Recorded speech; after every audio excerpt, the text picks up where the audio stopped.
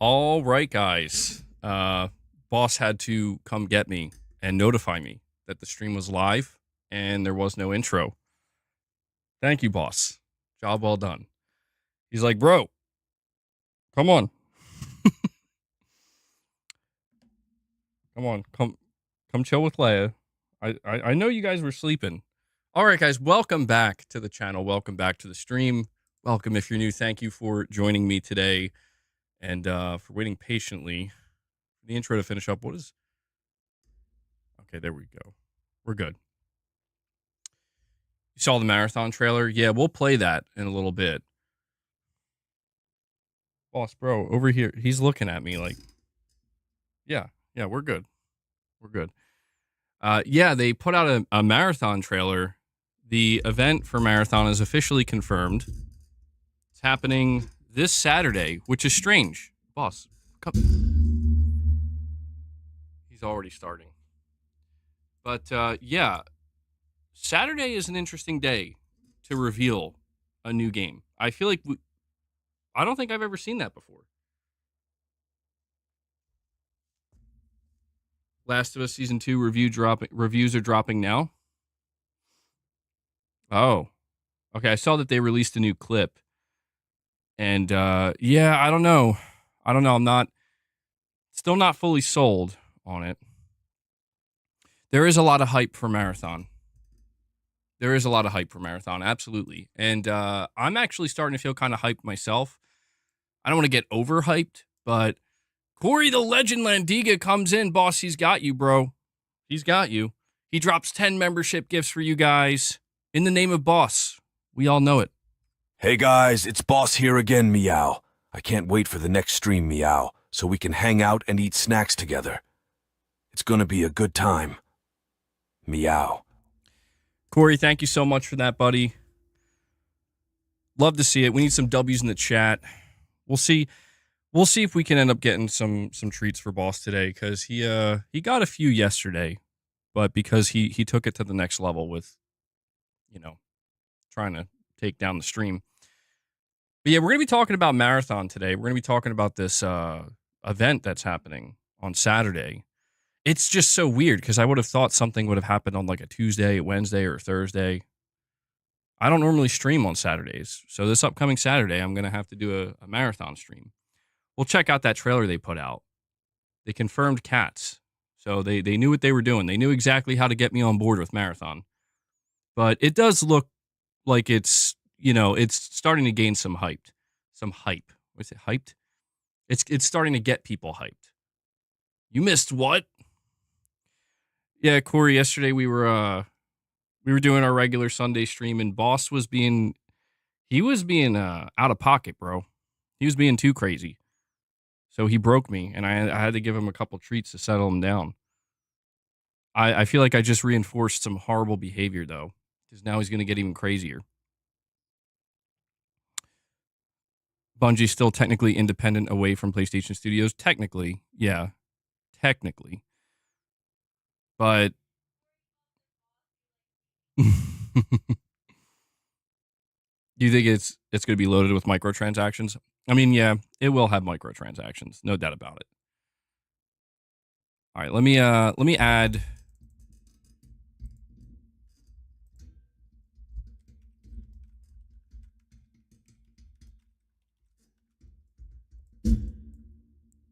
Boss. What did I tell you? Just want to add those membership gifts to the goal here. How long has this been in development? I think Marathon's been in development for like 6 or 7 years or something. I think it's been like a long time. If I'm not mistaken, I think Marathon's been in development for a very long time. But you can see the hype building for it. People are excited because it's Bungie. It's Bungie's next proper game, and there's a lot of pressure on it. All right, come on, boss. You're gonna break it. Come on. Days Gone remaster. Yay or nay? I say yay. I want to play it. Yeah, I want to go back to Days Gone. It's a great game. I thoroughly enjoyed it. Curious to see if I notice any like major differences when I played on PS5 compared to PS4. But I think I put like 100 hours into it and then got the platinum.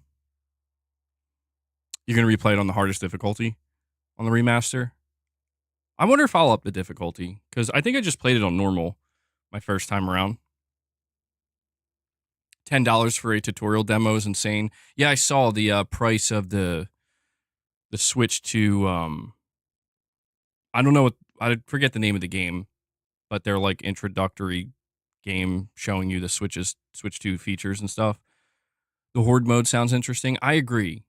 The Horde mode sounds like it has a lot of potential because I think the Hordes were one of the biggest highlights, if not the biggest highlight of Days Gone.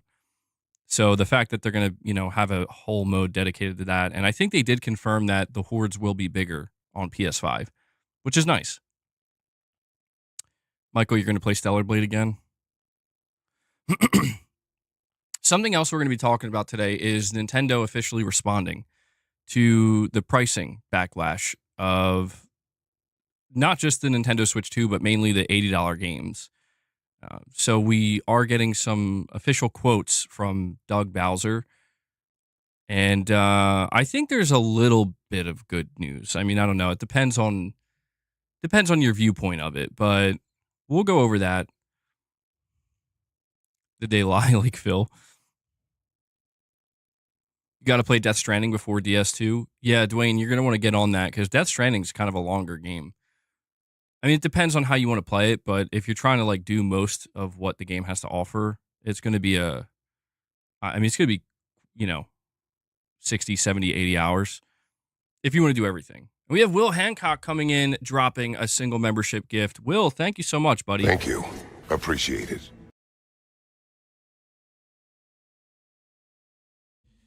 I will add that to the counter here. Yeah, guys, remember, you can always drop single member gifts if you're feeling inclined to do so. They definitely help as well. Or super chats, direct donations, any of that stuff. Any of the fan funding definitely helps. Death Stranding is the most underrated game of all time. I don't know if I would say of all time, but I do think it is a bit underrated in some instances. Yeah. John V says, yay, I got a membership. SNES prices, looks like we're going back. Yeah, the big problem is that people are annoyed because it's like if the price of games are going up, are like wages going up to match it and whatnot. I don't know. It's nobody really wants to hear about inflation, because it's true. It's like people they just want to know, like, am I going to be able to afford to play these games or not?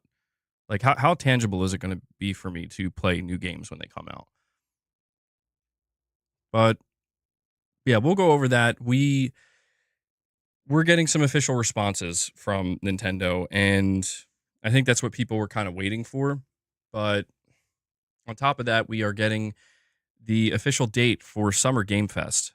So, Summer Game Fest, I'm not going to lie, I kind of forget about this event every year.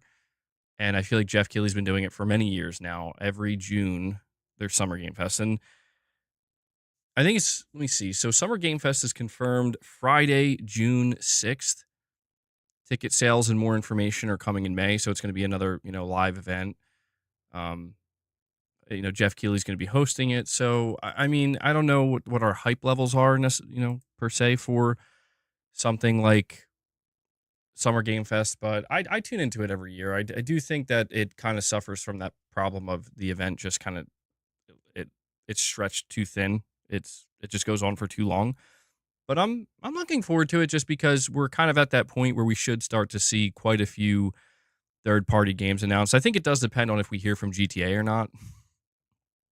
If we hear about GTA before Summer Game Fest, I think we can expect quite a few publishers and games to show up. If we don't hear from GTA 6 before Summer Game Fest, I could see, us walking away from Summer Game Fest with not that many release dates. You think Death Stranding will 100% be there?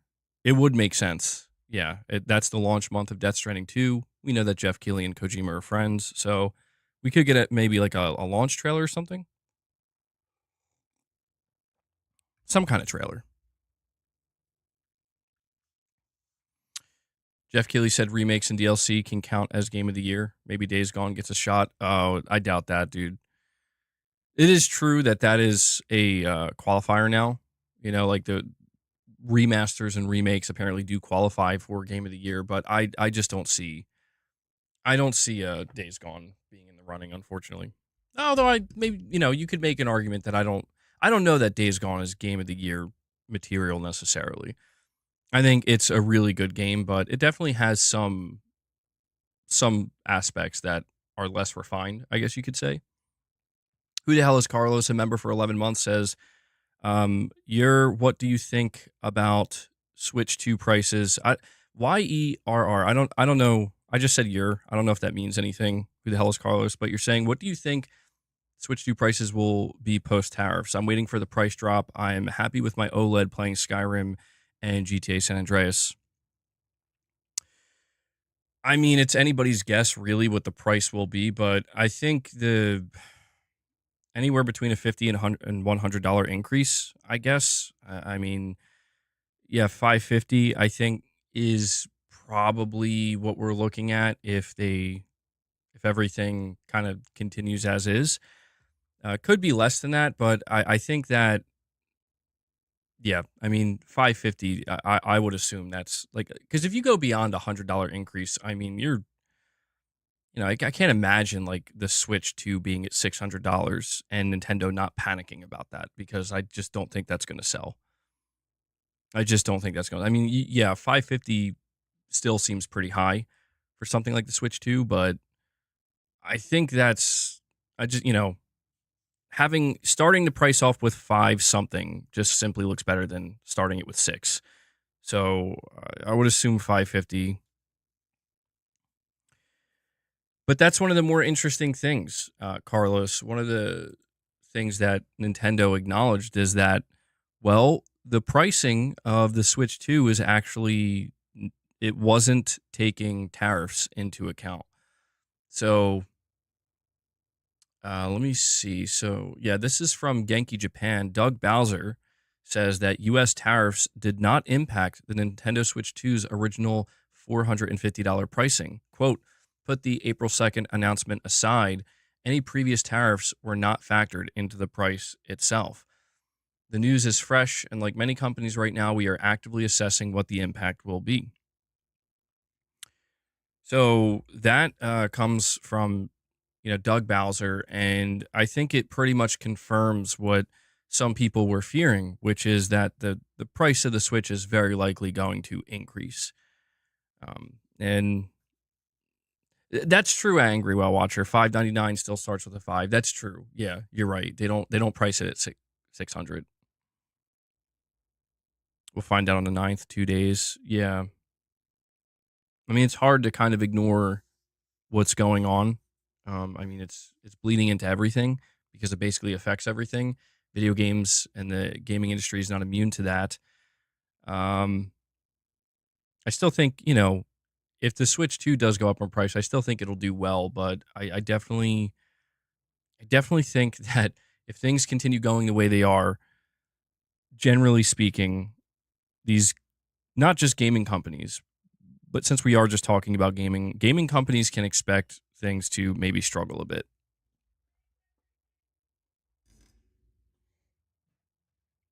You're going to try to pre-order it, Corey?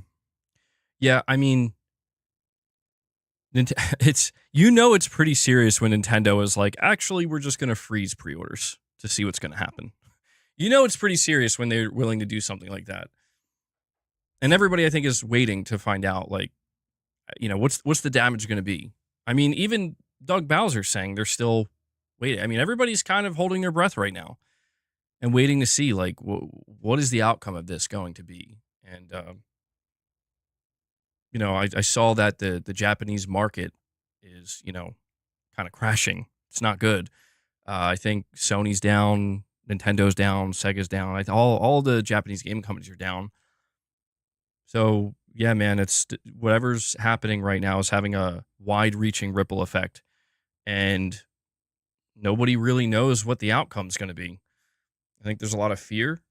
A lot of these companies obviously just want to continue like business as usual, but this is very wide reaching, and it's going to affect, I think, everybody. I think we're already seeing that. But speaking of pricing, we have another quote here from Doug Bowser. So, Nintendo of America President Doug Bowser says Switch 2 games will have variable pricing based on what has gone into them. Quote, what you see right there is variable pricing when asked about the $80 price tag on Mario Kart World. We'll look at each game, really look at the development that's gone into the game and breadth and depth of the gameplay, if you will, the durability over time and the repeatability of gameplay experiences. So I think you can anticipate that there will be variable pricing, and we haven't set a benchmark, end quote. Now, this is, I would say, a significant update from Nintendo, mainly because when we saw the $80 price point, we had assumed, understandably so, that that's going to be the new benchmark, right? That is going to be the new standard. And what kind of threw us off is that Donkey Kong is still priced at $70. So it's like, well, that seems to kind of fly in the face of the idea of $80 being the new standard. And so we are getting confirmation that it is going to be on a game by game basis. So the bigger Nintendo games, basically the games from Nintendo that you anticipate are going to have the widest reach, the most appeal, and be the best selling. I think it's safe to say that those are the games that Nintendo is going to decide to price at $80. But I think, again, it's slightly good news in that they're not making it just across the board. Every game's going to be $80. This gives me a little bit of hope that what I expected to happen next, which is basically every major third-party publisher deciding they're going to price all their games across the board $80, all their AAA games. It seems like that might not happen because, again, Nintendo's the first one out of the gate doing something like this. And it really seems like any game that has, again, the potential to sell really well and has a more broad appeal, those are the games that they're going to set at 80. And I assume that's what we'll see third-party publishers do. Again, I don't know that it's good news per se, because either way, it's a price increase. But it's better than finding out that every single game they release is going to be $80. But to be fair, we have kind of been seeing variable pricing for a little while now. We've been seeing games priced at $40, $50, $60. Yeah, it's a semi-positive. Not as bad as it could have been. But still, I think a tough pill for a lot of people to swallow. I mean, I've been seeing people kind of argue, like, is any Nintendo game worth $80? And that's a tough argument to have, because it's like, that's up to each consumer. So for one person, it's going to be like, absolutely not. I'll never pay $80 for any game ever. For others, it's like, yeah, I'll pay $80. This game seems worth it to me. I think a lot of people are in the middle where they're like, well, I really want it, and I'll probably put a lot of time into it, but still $80 is $80. So it's a tough thing. Phil Spencer teased new Xbox hardware coming soon. I'm assuming he's teasing the Asus Xbox branded handheld. That's my assumption. If it was something other than that, I'd be quite surprised. GTA 6, 120. If Sony has common sense, they should stay at $70 and try to win the market. That would be great,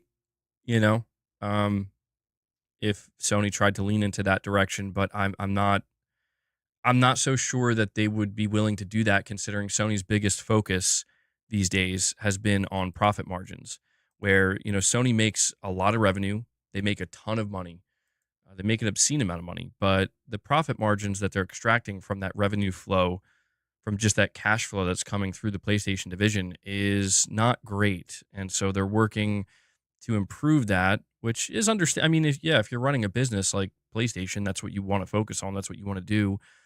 And, sticking at a $70 price point at a time when maybe all the prices are going to start going up could have a deleterious effect. It could end up producing the opposite results. But there's also something to be said for game budgets and marketing budgets and, other areas where they can maybe potentially save some money and therefore, have their profit margins remain stable, not necessarily at the cost of having to raise prices. But yeah, That's my guess too, Beast Mode. I would think if Sony's going to go to $80, they'll probably do it at around the launch of the PlayStation 6. And I think that will be, again, another tough pill to swallow because I've already been talking to you guys extensively about how the PS6 is likely going to be a tougher sell than the PS5 was. But then you add a price increase on games potentially, that makes the sell even harder, right? So I don't know. I think the reality right now is that no one really knows what's going to happen. I mean, we're seeing multiple markets overnight go into free fall, and people are panicking. People are upset, understandably. A lot of people are confident that this is the way. Um, it's a very divisive, polarizing time right now. And the one thing we can say for sure is that every market is essentially being affected. Many markets are in free fall right now, and these corporations are basically in the same position that we're in, where all we're really left to do is just kind of sit back and watch and wait and see what the result is, what the outcome of this is, and try to adjust accordingly. So, it was already difficult enough to kind of speculate what this year is going to be like, when it comes to Nintendo Switch 2 and that rollout. It was already difficult enough to kind of speculate about what the PlayStation 6 is going to be like, or what the next generation Xbox is going to be like. Maybe free fall is a bit of an exaggeration, but I guess the better way to phrase it is a lot of markets are seeing a significant downturn. That would be, I guess, a more accurate. Yeah, free fall is a bit exaggeratory. Is that a word? I don't know. I mean, you look on the internet, the reactions are all over the place. But yeah, man, we're gonna find out hopefully in the coming days what really is going to happen with the Nintendo Switch 2 and pre-orders and the pricing. And I think Sony right now is trying to just be quiet. They're like, listen, Sony kind of prepared for this. That's the one advantage that Sony has right now is they stockpiled PlayStation 5s and they tried to make adjustments to the pipelines. Although when it comes to the adjustments made to the pipelines, I'm not sure how significant of an impact that's ultimately going to have considering, everything that's going on. But I think Sony right now is just, just staying the course, trying to keep steady where it's like they got a $400 Astrobot bundle out there. $450, $500 disc-based model bundle, still selling the PS5 Pro at the same price. I think they're just going to maintain that and keep it steady and see what happens. But yeah, Nintendo, I think, is in the worst position right now because they're trying to launch a new console in the middle of all this happening.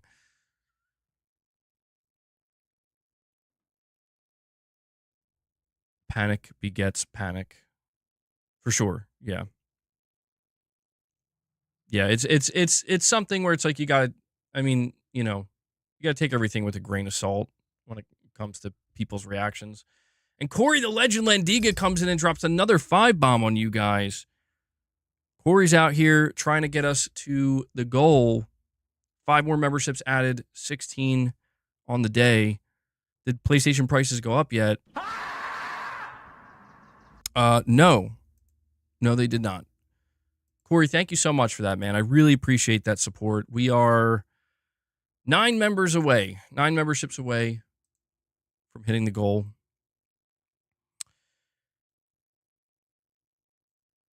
Imagine if GTA 6 drops and it's only 70, Nintendo would be cooked. That would be crazy. I am really curious to see what Rockstar does because they definitely have a clear runway now, I would say, to price GTA 6 at 80. But if they did stick with the $70, see, the thing about GTA 6 is I think that's a game that, yeah, you can just price it at 70, but you can have different versions. A version for 80, a version for 90, $100 version with just some added stuff. And I think people will buy it. Like, I think people will buy the more expensive versions the most, And Zombie Dragon comes in and drops a single member gift, keeping the train going here, bringing us up to 17 on the day. Zombie Dragon, thank you so much, man. Thank you. Appreciate it. So we're now 8 away. W's in the chat for Corey, the Legend, and Zombie Dragon.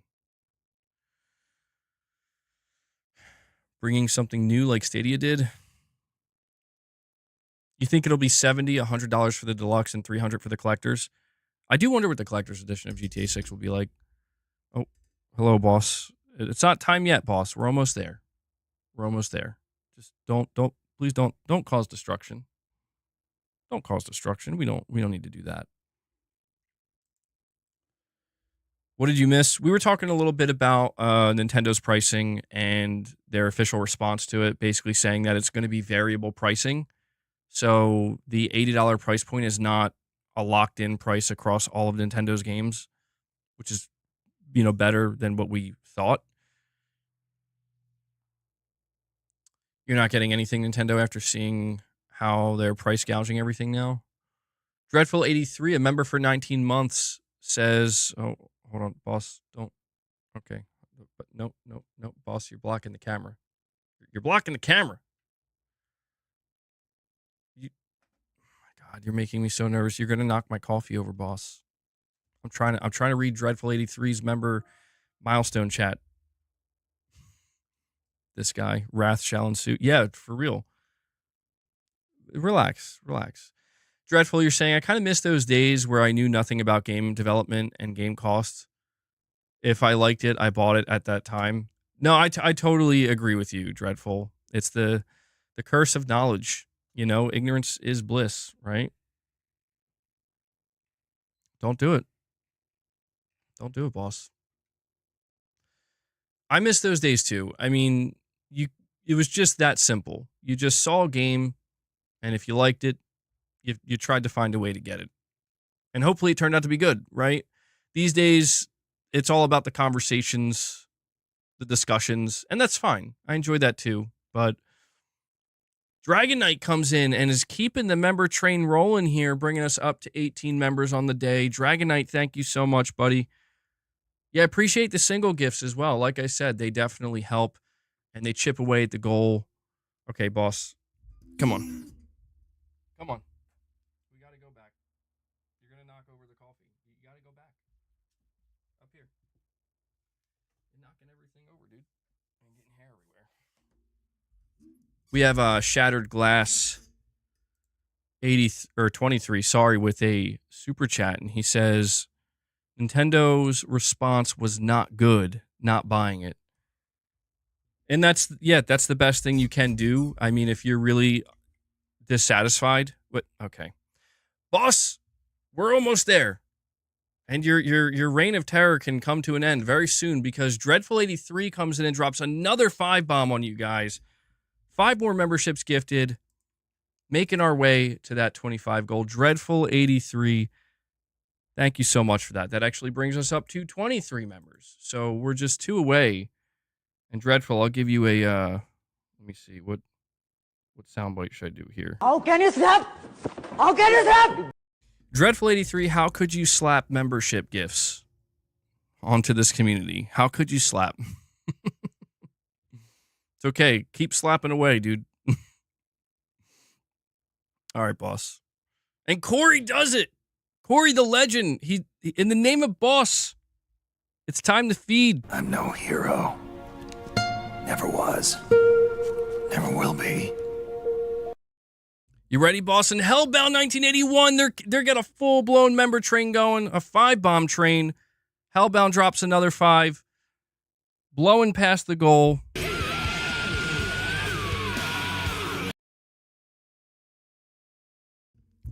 Boss, you ready?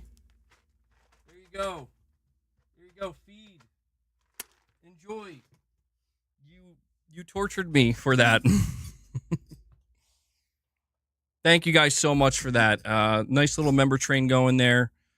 Boss is very excited. He's very happy. That brings us up to 33. So you absolutely demolished the goal. I mean, just completely crushed it. And if you guys want to keep it going, by all means, keep it going. If we hit 50 members today, we'll do some reps. We'll get some reps in. It's been a little bit. You haven't seen him move so fast? Oh, yeah. He'll move fast for those treats, dude. Been working him out a little bit.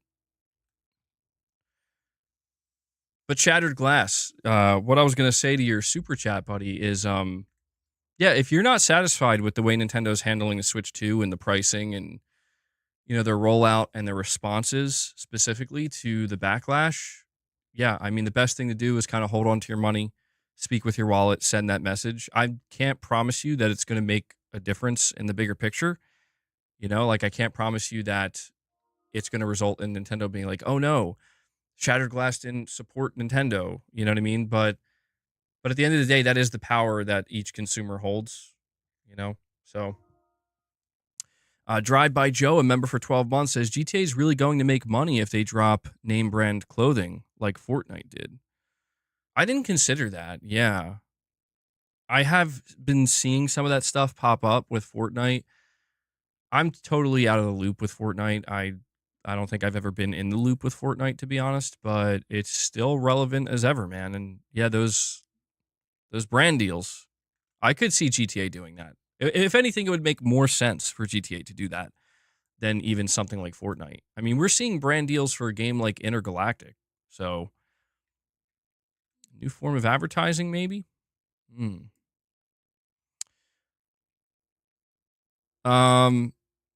Broccoli Rob, it's a bit off topic, my friend.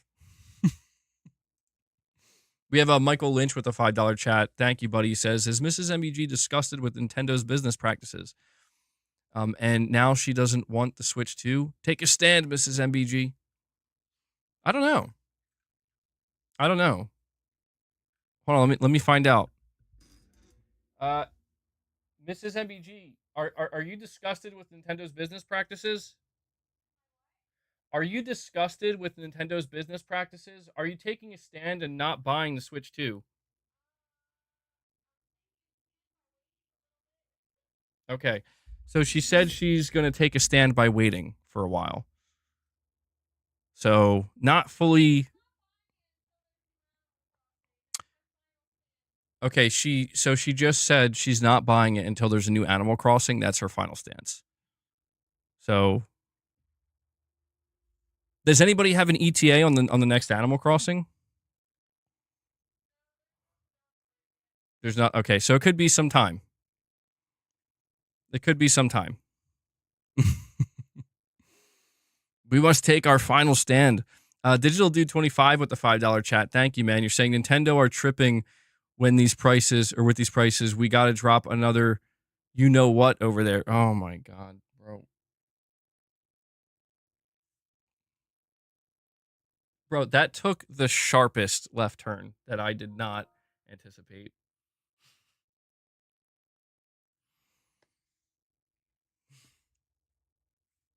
All right, Digital Dude. Holy shit. You know what? I'm not that surprised though, because Digital Dude, you can get a bit crazy. That squeak is my microphone stand, which I gotta grease it up. I gotta grease up the mic stand because it's really squeaky. But Digital Dude, I'm not that surprised. Sometimes you get out of pocket, bro. You say some of the craziest stuff.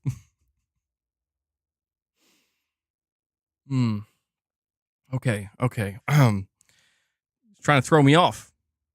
Josh Z with this super chat says, I think that people are mad because they have to start thinking about how they want to spend money last gen. We didn't really have to budget our gaming.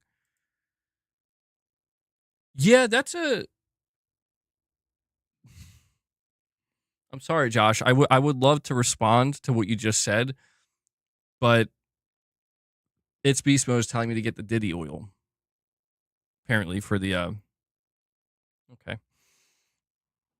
You never know when things are just going to go totally off the rails. Josh, I do think you're correct to a degree here, right? I think that people were, you can't come over here. You got your treats. Come on.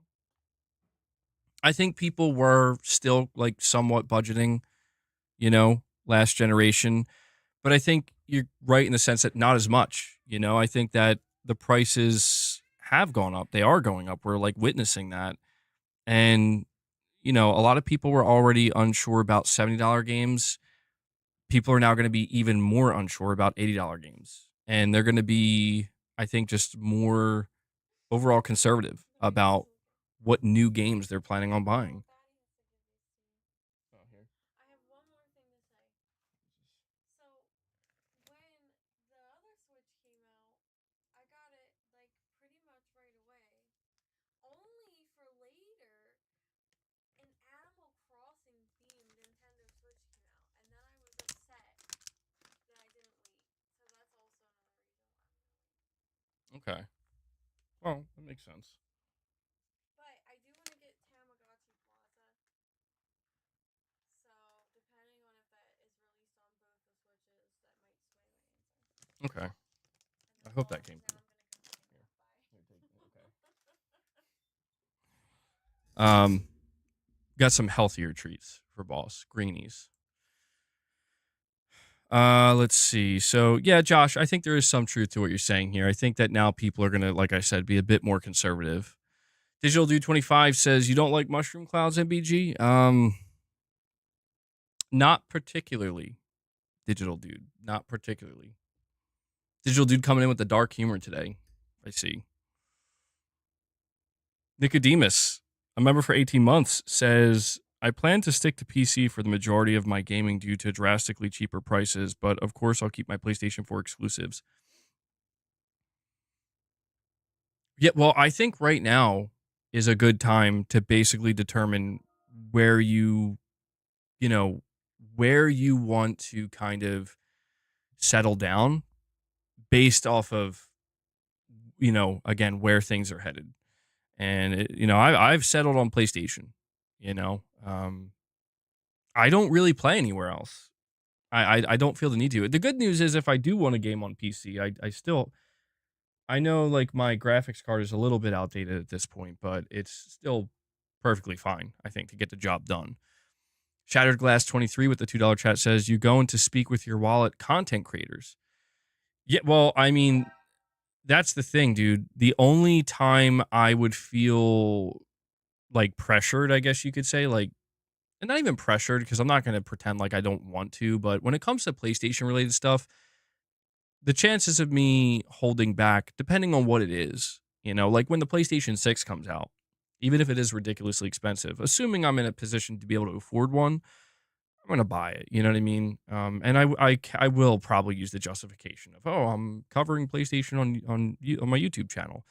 But it's a tough thing because, yeah, I think that I've seen quite a few people on the internet saying that, like, if you're not a YouTuber, if you're not a content creator, um, don't buy the Switch 2 or whatever.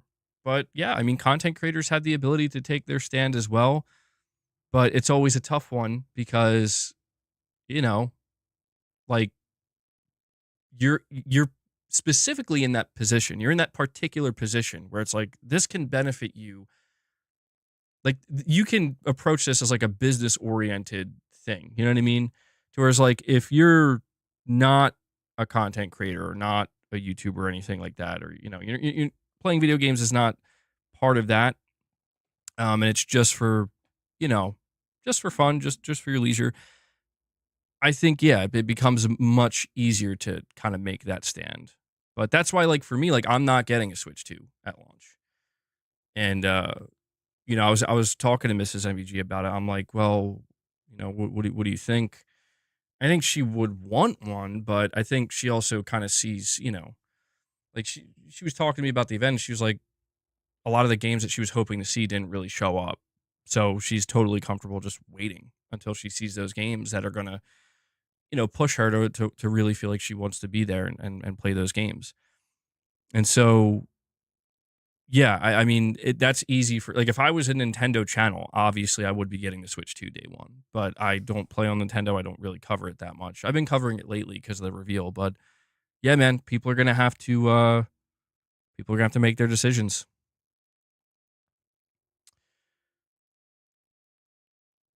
You're saying, but an $80 game is somehow worse. Wait, oh, you're saying your problem with the reaction is that people can spend hundreds of dollars on gotcha BS, but somehow an $80 game is worse. There is, I would say, some real credence to what you're saying here, Josh, because it is true that people spend absurd amount of money on microtransactions and not even new games, just items in games. And I think, people do express their frustration in that to a degree, but you don't really see these types of reactions. And I think that's where, yeah, like it's not a matter of defending the $80 price point, but it's just a matter of Nintendo made the decision that based off of what Mario Kart World is going to offer, they believe it's worth the $80. And so this is where it kind of falls back down to the market will speak. The market will tell Nintendo whether or not they agree or disagree. Again, there's a lot of people potentially that are right now freaking out about the price of Mario Kart World being $80, but never had any intention of buying it, or certainly no intention of being there day one to play it, because that's easy to do on the internet. You know what I mean? That's the whole kind of premise of internet outrage is you're anonymous and you can just kind of flow in any direction at any time. The reality will be dictated by the market that's actually choosing to spend or not spend their money. And that will occur in just, in just a couple months when this console is out, the game is out. I think that people generally have this idea or this understanding that, yeah, it's probably going to do really well. It's probably going to kill. I say, yeah, probably. But, if their outrage was as great as people make it sound, if it was as bad as people make it sound, then it shouldn't do well. It should fail. And so it's, you almost see like a kind of civil war type thing going on with the market where it's like you get certain people who are like, no, you can't support it. Don't spend your money on that. And then you get a lot of other people who are like, dude, I don't care what you're like. I don't care how you feel. Like, I want to buy this game and I want to play it. I'm going to spend my money how I please. And, that's just, I guess, the way it's always been, the way it always will be. And so, yeah, if you were to ask me, man, I think that Nintendo, I think they placed a bet with Mario Kart World. I think that the bet was we can price this game at $80 and it'll still kill. And I think they're going to win that bet. And if you're somebody who is upset with that, it's okay to be angry and frustrated. It's okay to walk away from that and be like, I'm not giving you my money. But, there's no other outcome, I don't think. Like, the only other outcome is that Nintendo loses that bet and, Mario Kart World sales are way less than what they anticipated. And I just don't see that happening.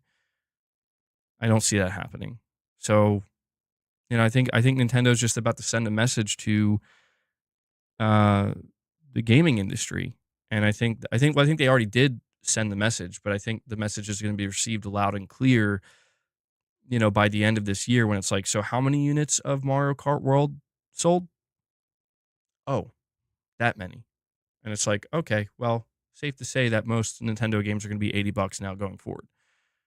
And yeah, if you're Nintendo, like, they're not a charity, man. They're not. Neither is Sony, neither is Microsoft. Like, if they believe they can get more money from you and the backlash will be minimal, ultimately, then they will do that. Same with Sony, same with Microsoft. And yeah, if you're running a business, why would you leave money on the table? See, that's a more business-oriented outlook. From the consumer perspective, you're probably just going to be frustrated and annoyed. And yeah, but that's why I'm saying, like, if you are the consumer, if I'm not speaking to somebody in a boardroom right now or somebody who's, an investor in this company, I'm just speaking to the consumer, you got to make the decision. Are you going to make your stand and say, no, I'm not spending this money. I'm not spending my money on this product. It's too much. Or are you just going to end up doing it anyway? Hold on. My studio crashed again.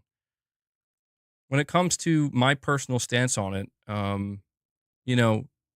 I just feel like I kind of had that same mentality where, like, I'll decide for myself if I feel a game is worth $80. Are there games I would be willing to pay $80 for? Absolutely. Are there games I would not? Absolutely. So for me, it just becomes a pick and choose situation, kind of Very similar to how it is right now. $70, $80, there is a difference. It's a $10 difference. It's not a massive difference, but yeah, I'm picky and choosy right now with my games. Like, I'm not out here buying every game at $70. I'm just not doing that. It's just unrealistic to do that. And if the price goes up to 80, I'm also not going to buy every game for $80. I'm going to pick and choose, like, what are the few select games that I absolutely want to be there day one, and I'll make that decision. We have Michael Lynch with a super chat. I'm sorry I kept you waiting a little bit here, Michael. You're saying, but that's each person's decision, to buy an expensive item. That is different from the floor being raised to $80 for every game. I agree. And you are right about that, Michael. And that's why I'm saying I'm glad to hear that Nintendo is explicitly stating this is variable pricing. Because if they didn't explicitly state that, and then after Mario Kart World, every game started being priced at $80, it still could. They could be kind of BSing about it. But the fact that Donkey Kong is $70 tells me that this really is going to be variable pricing. Any game that they feel they can easily get away with charging $80 for, they'll go for it. And I think that might be the new standard. So they are still creating a new standard, just one that maybe isn't as egregious as we thought, but still egregious to an extent, right? Where it's like, can't we just keep the standard at 70? And I'm all for that. I would much rather the standard just be at 70. My big argument here is, like I said the other day, the big argument from me is that, bro, like, almost all AAA games have 80, 90, 100, sometimes $120 versions. And I think the majority of people, at least the majority of day one adopters, are buying those more expensive versions. So, like, why can't we just kind of keep that as the standard, right? Where it's like the publisher has multiple opportunities to gain more revenue and get more money from an individual customer. They have that opportunity, and it's not being forced. And they're not probably, they are making more money because of that, because there are many people choosing to buy the $80, $90, $100 versions of games. Kind of strong arming it and being like, no, we just want that $80. Yeah, it sucks, but that's the leverage they have, man. That's the reality. The only way you can disarm and dismantle a corporation like Nintendo or Sony or Microsoft, the only way is, in mass, people have to decide not to give them their money. And I'm not saying people getting like, I do think people getting angry and people raging can influence that. But it's all a matter of, picking and choosing the battles. And it's like, I don't think this is a battle that, right? I mean, I could be wrong, but right now, I don't think this is a battle that the gaming community is going to win, because I just think that it's like, dude, for every one person that's like, I'm boycotting Nintendo and I'm not paying $80 for a game, I think there's like 5 other people lined up that are like, yeah, I want that new Mario Kart, bro. And I don't think there's anything you can do to convince them. And so again, that's the leverage that I think Nintendo knows they have right now. Sony's licking their lips at the potential money they'll make from these price raises. Maybe. I mean, I'm not so sure, because I think that Sony is seeing the backlash. They are seeing it. But if what I'm saying turns out to be correct, then I do think that's what's going to end up happening, right? Like, if at the end of the day, no amount of, rage bait, well, they're not bait at that point, but rage videos, like people raging at Nintendo, no amount of backlash is going to stop what's happening, or what's going to happen. And that is the success of an $80 video game, like the tremendous success. I do think Sony, as well as Microsoft, like, I think people are kind of like, need to be aware that, if anything, this is even more relevant for Microsoft, because Microsoft is in full publisher mode, dude. Who's really licking their lips? Microsoft. Because it's like, bro, they have some of the strongest IP in the world of gaming. I mean, if they start to see that Nintendo's getting away with it, and maybe Sony chimes in a bit, then after that, all the dominoes are going to fall. It's going to be then EA, then Capcom, and so on and so forth, and Sega, and it just, Cooper, your messages are showing up, yeah. But yeah, man, it's the unfortunate reality, but at the end of the day, you just got to decide if it's worth it for you, right? Because I think for a lot of people, they've been spending a lot of money for a long time on gaming. I think that's the reality for a lot of people. I think a lot of people are absolutely conditioned and used to paying money, a good amount, a fair amount of money to enjoy video games. And I think many, many, many people will continue to do that, even if the prices go up a little bit. And, you know, I think that's the reality we're looking at. I think that's how it's going to continue. John B with the super chat says the only games I'd pay more for are Sony first party games like God of War are worth it due to the level they deliver. Yeah, well, that's what I mean, dude. Like, when you're on the internet, you can't really say stuff like that. I wouldn't say. See, you got to be careful with this because I don't look at it as John B saying he's encouraging Sony to do it. No, I think he's just being honest in that, like, again, man, right now, like if you're willing to come out and publicly state, I'm willing to pay $80 for Mario Kart World, right? If you're that person, you're going against the grain of internet culture right now, which is no. We don't say, like, we're gonna shame you now. And that is just the way it goes sometimes, where what John B is saying, I assure you, millions upon millions of people are in that same exact boat where, like, yeah, they will pay. If Sony comes out with the PlayStation 6 and they say, listen, going forward, games like God of War, games like The Last of Us Part 3, Spider-Man 3, they're going to be $80. There are millions upon millions of people who are going to be like, okay, yeah, it sucks, but yeah, I'll pay another $10 to have that game on top of what I was already willing to pay.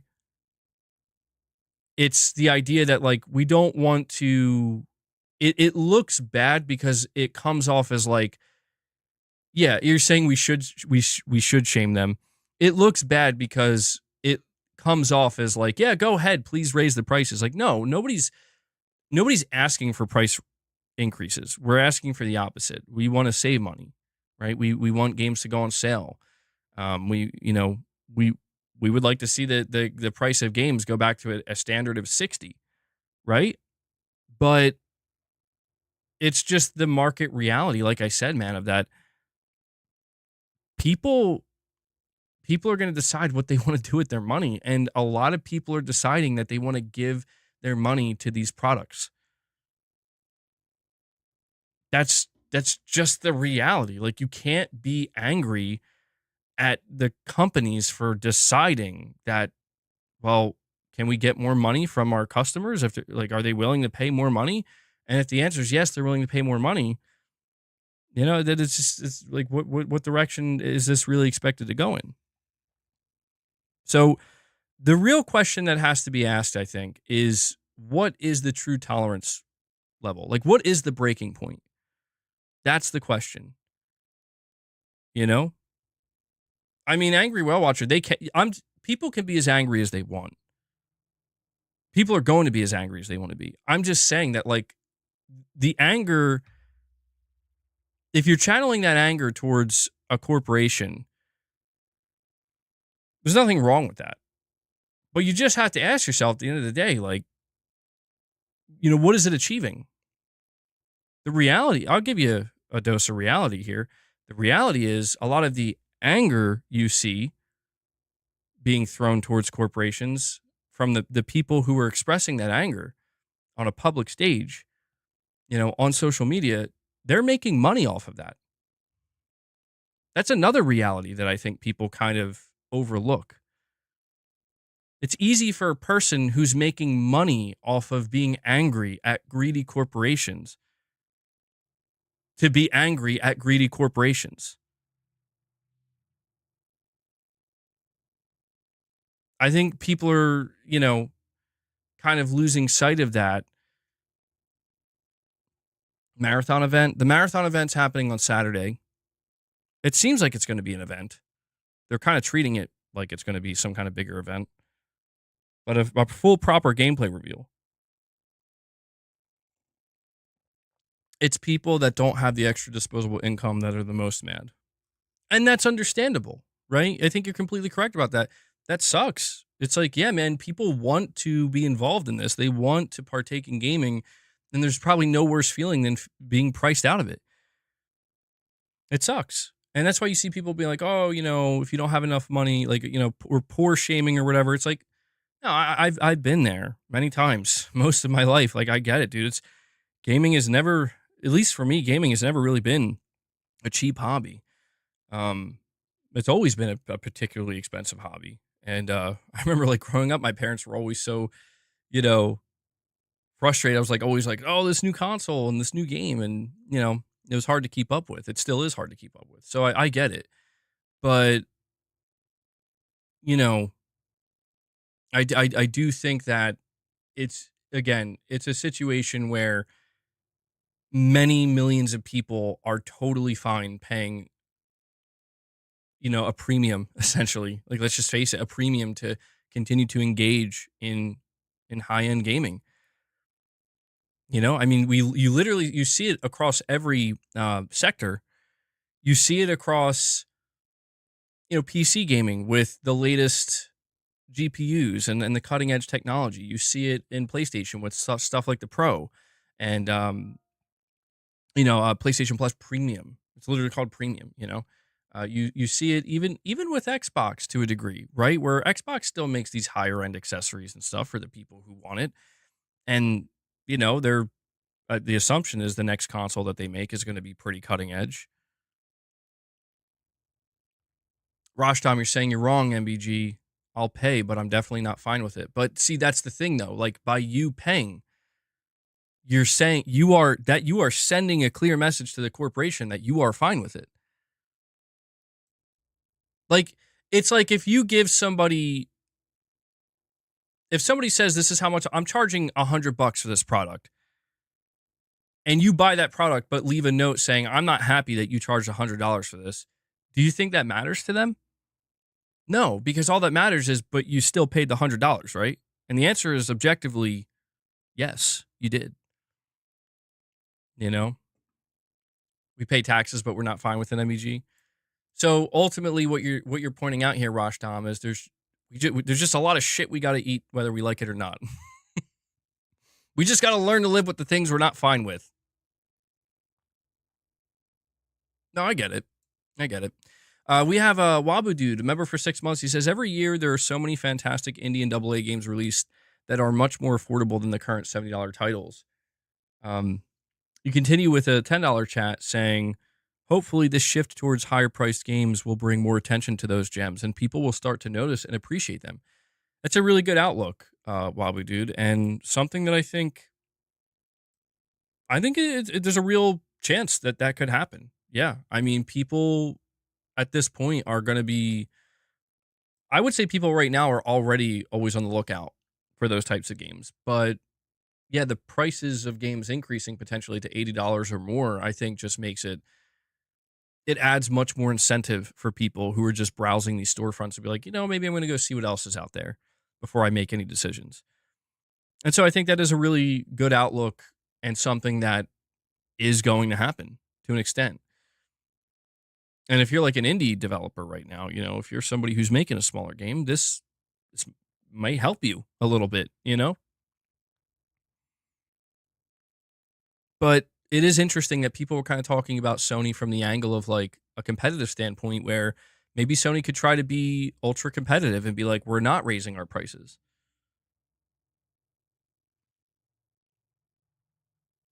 I mean, if you're Sony and if your goal, I mean, of course, like I said, their goal is to increase profit margins, but one of their goals is to also have very wide-reaching, broad appeal, to continue to grow that way, bring on more users.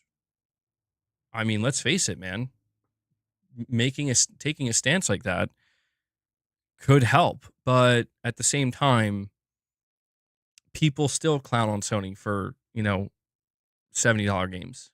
I still see that. And it's like, I just think the divide has occurred. I think the divide is real. And I think this, when we talk about these different platforms, I think that what's going to be really interesting is Microsoft's uh, response to all of this. I my my expectation for Sony is what most of you already feel as well, which is like, you know, Sony's probably going to follow suit with the PlayStation 6. I mean, even with the tariffs that are happening, there's a chance that the price of the PS5 may end up going up at some point, alongside the Switch. And Microsoft will look, they'll be like, oh, well, hey, I guess it works out that we kind of stop really caring about the Xbox right now. Although it's worth noting that if the tariffs do affect the pricing of consoles, they will affect the next generation Xbox as well, because that's supposed to come sooner. But the point I'm trying to get at here is that I'm mostly interested in Microsoft's reaction to this, comparatively speaking, mainly because I think Microsoft has positioned themselves as like, hey, we're the ones that trying to give you the best deals, and it's all about the value proposition. And there's no doubt about that. But Microsoft is not immune to any of these things that are affecting Sony and Microsoft and every other video game publisher. They're not immune to it. They are a business. They don't just want to, they just don't want to eat the cost, obviously. So, I mentioned earlier that Microsoft is also just as, liable, I would say, to make the decision that actually maybe Call of Duty should be $80.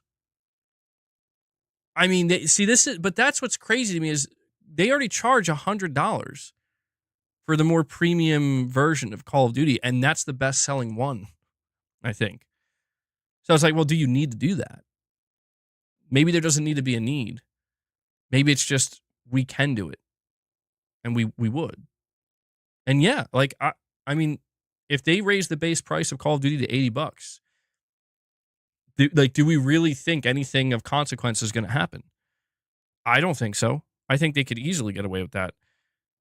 Easily. It's Call of Duty, And I think, this is just, we see that divide. We do. Because I think Microsoft is in an even more unique position where what they can do is they can turn to somebody. They can say, oh, what's that? You don't want to pay $80 for Call of Duty? Well, what about $20?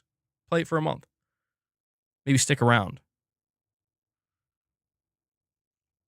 That's what I mean. Is it like, that's the unique position that Microsoft's in, where I think that I think both Sony and Microsoft are going to end up following this trend. And then after that, I think all the other major third-party publishers will too. Garrett, you're saying you disagree completely. Call of Duty's already losing numbers a bit, and people are already upset at the game raising the price. Could tank it. I mean, it's always a bet. I could be wrong. Perfect Image, I'm sorry, buddy. Your direct donation, you say, hey, bro, if Nintendo was $500 and the games were $70, when the majority take a stand, that game price should be a standard price. What do you think? When the majority take a stand, yeah. I agree. I agree, but the problem, Perfect Image, is the majority will not take a stand. The reality is the majority of people don't even give a shit about this conversation. I hate to say that, but that's just the reality. I think people get so involved in their own internet bubbles, myself included, but everybody basically, they get so involved in it that they tend to lose sight of the bigger picture. And the bigger picture is that Nintendo is the most family-friendly platform out there. And, they have the widest possible reach. Like they can absolutely do this. They know they can. And like I said, the majority of people who are going to be buying Mario Kart World and the Nintendo Switch 2 don't even know these conversations are happening right now. Or if they do know, they're barely paying attention. I just think that that's something that people overlook. Now, you're saying for all platforms? Yeah, I mean, it would be great. I wish it could be that way. If the standard was just we're staying at $70, it's not going any higher. I mean, I see people, they talk about all these different ways that video game publishers are finding to make money with, microtransactions and some, battle passes and everything else. It's like, yeah, that's very much true, but I mean, I don't know. It's is Mario Kart World going to be treated like a live service game?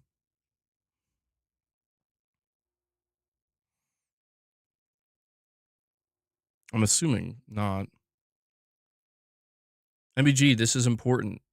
If Marathon doesn't have a single player experience, the game is dead. It's not going to have a single. Well, I don't want to say definitively it's not going to have a single player experience, but it seems unlikely it will. I don't agree with that. I don't think it'll be dead. I listen. I think right now Bungie has a pretty good amount of excitement and hype. I really do. I like. I'm seeing more interest and more excitement surrounding Marathon than I expected, and that's a good sign. But obviously, we don't know what the game's actually going to be like. So it could be that this hype is for nothing. If they show the gameplay and people are like, "Oh man, this doesn't actually look that good." But I have to admit, based off of what I saw from Marathon so far, it looks good, dude. Like, I mean, in terms of the environment, the art style, the audio, the music, I'm kind of it's a vibe. It is. And I'm like, okay. I'm assuming that the gameplay I see is going to be very smooth and the shooting mechanics are going to be top tier. This game very well could really capture me. But it depends because I gotta I gotta see it for myself, just like everybody else. Um, yeah, it's an extraction shooter. They showed a cat. That's like the first thing they showed off, and I'm like, okay, well, they know what they're doing. They know what they're doing. All right.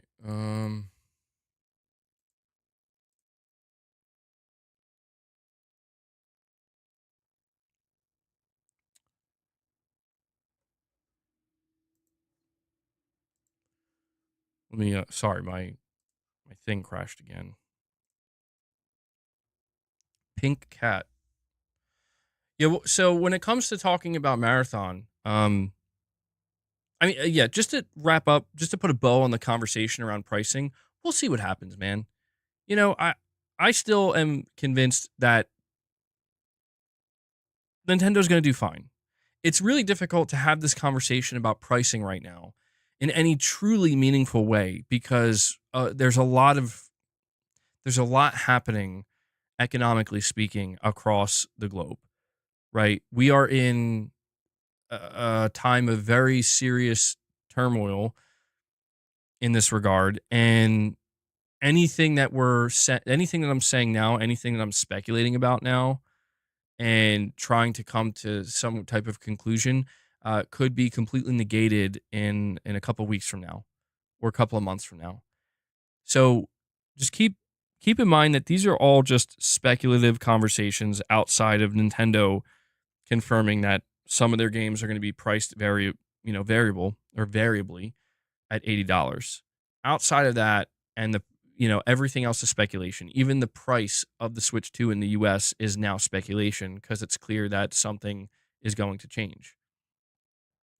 But I'm just trying to speak from a broader sense of the wider gaming community and how many people are involved in gaming, specifically AAA gaming, and how I think that the ultimate reality is that people will pay more for experiences that they deem worth it. And I think a lot of these experiences that we're going to be getting from Nintendo, from Sony, from Microsoft, from all the major third-party publishers, I think the reality is people are going to turn to them and say, okay, yeah, I think this is going to be worth it.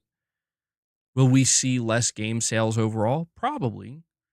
Will we see people being priced out? Probably.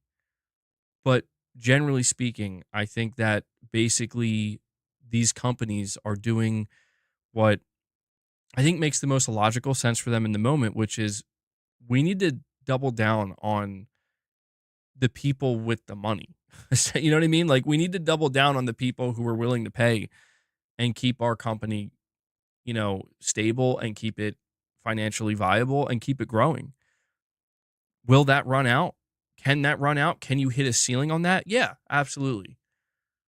But until they do, they're going to continue to go in that direction. So, we'll see. We'll see what happens. There's many unknowns, many question marks. I wish we could have more definitive conversations, but it's not up to me. So Smash 6 is coming in 2028. Let's talk about Marathon. Let me bring this Marathon video up, though. I want to watch it with you guys. Check it out together. Let me move myself over here. Let me get my...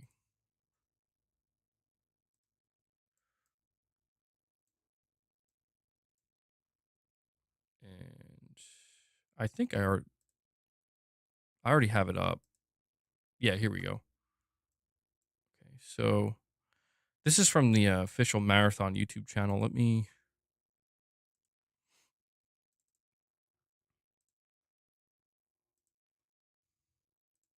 All right, let's check it out.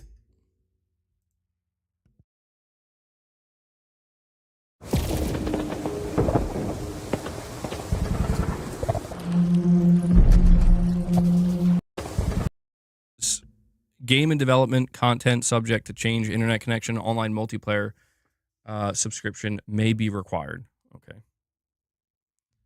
This looks like an overhead view. Well, let me just let the whole thing play through. Let me just let it play through.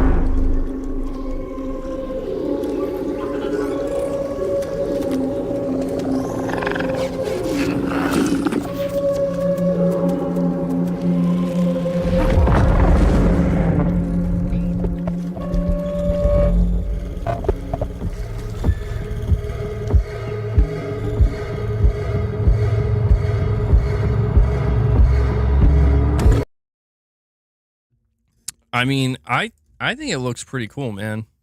That's a Marathon. The vibe is different than I expected. So what's interesting... Oh wow, they only uploaded it at 1080p. What's interesting is this seems to be like a zoom out of the map. Or at least I guess one of the maps. It's very colorful. It's got a certain color palette going on here. Like a lot of bright, like, highlight colors, it seems. I am wondering if it's bigger than this, though, because this is an extraction shooter. So the play area should be pretty big. They zoom in. So this is interesting because I'm pretty sure what we're looking at here is the actual, like, graphical fidelity. I'm assuming, like, this could be not exactly what it looks like, when we see the final game or when we actually see the gameplay. But yeah, this art style looks very interesting. I think this is what it's going to look like. It looks like cartoonish, but realistic at the same time. I don't know what you would call it. I'm sure there's a name for it.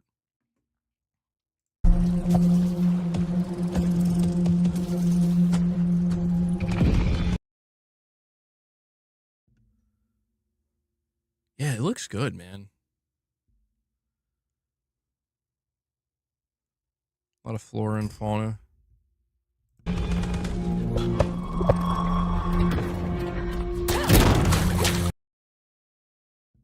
So this, yeah, they're like teasing a character, I guess, running, maybe being chased by another player.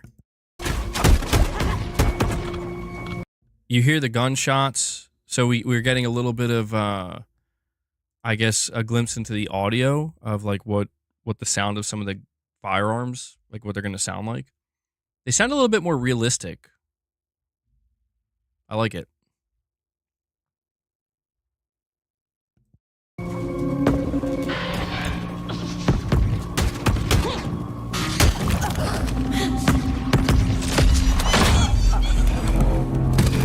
I did see somebody pointing this out, and I don't know what to make of it. And I'm curious what you guys think. So look closely at this shot here. It looks like the character that just got shot and I guess is dying. It looks like they're wearing like boots, right? Like long boots. But then when it transitions, they don't look like they look loose at the top. Do you see what I'm saying? So when it transitions, it looks different. So now if you look, they're tight around the character's legs. I don't know if that's I don't know if that means anything or whatever. But just something I saw somebody pointing out. I don't know if it means anything. But here's a look at a gun. I noticed the character tries to hold on to their gun. It looks like some kind of SMG. It looks like there's an optic on the side of it, not on top of it. Then we see the cat. It's pretty cool overall, man. I like the vibe. I hope it's good. I do. I feel like what I've said about Marathon for a while, I think is still remains true, which is Sony, if there's any game that they are probably going to put some, a decent amount of faith in or a good amount of faith in, I think it's going to be Marathon because it's Bungie, dude. Like, they're experienced. They know what they're doing. They've had a lot of issues. There's no doubt about that. But it seems like a lot of their issues were mainly financial. They've had some issues with Destiny 2, but, the last expansion was really well received.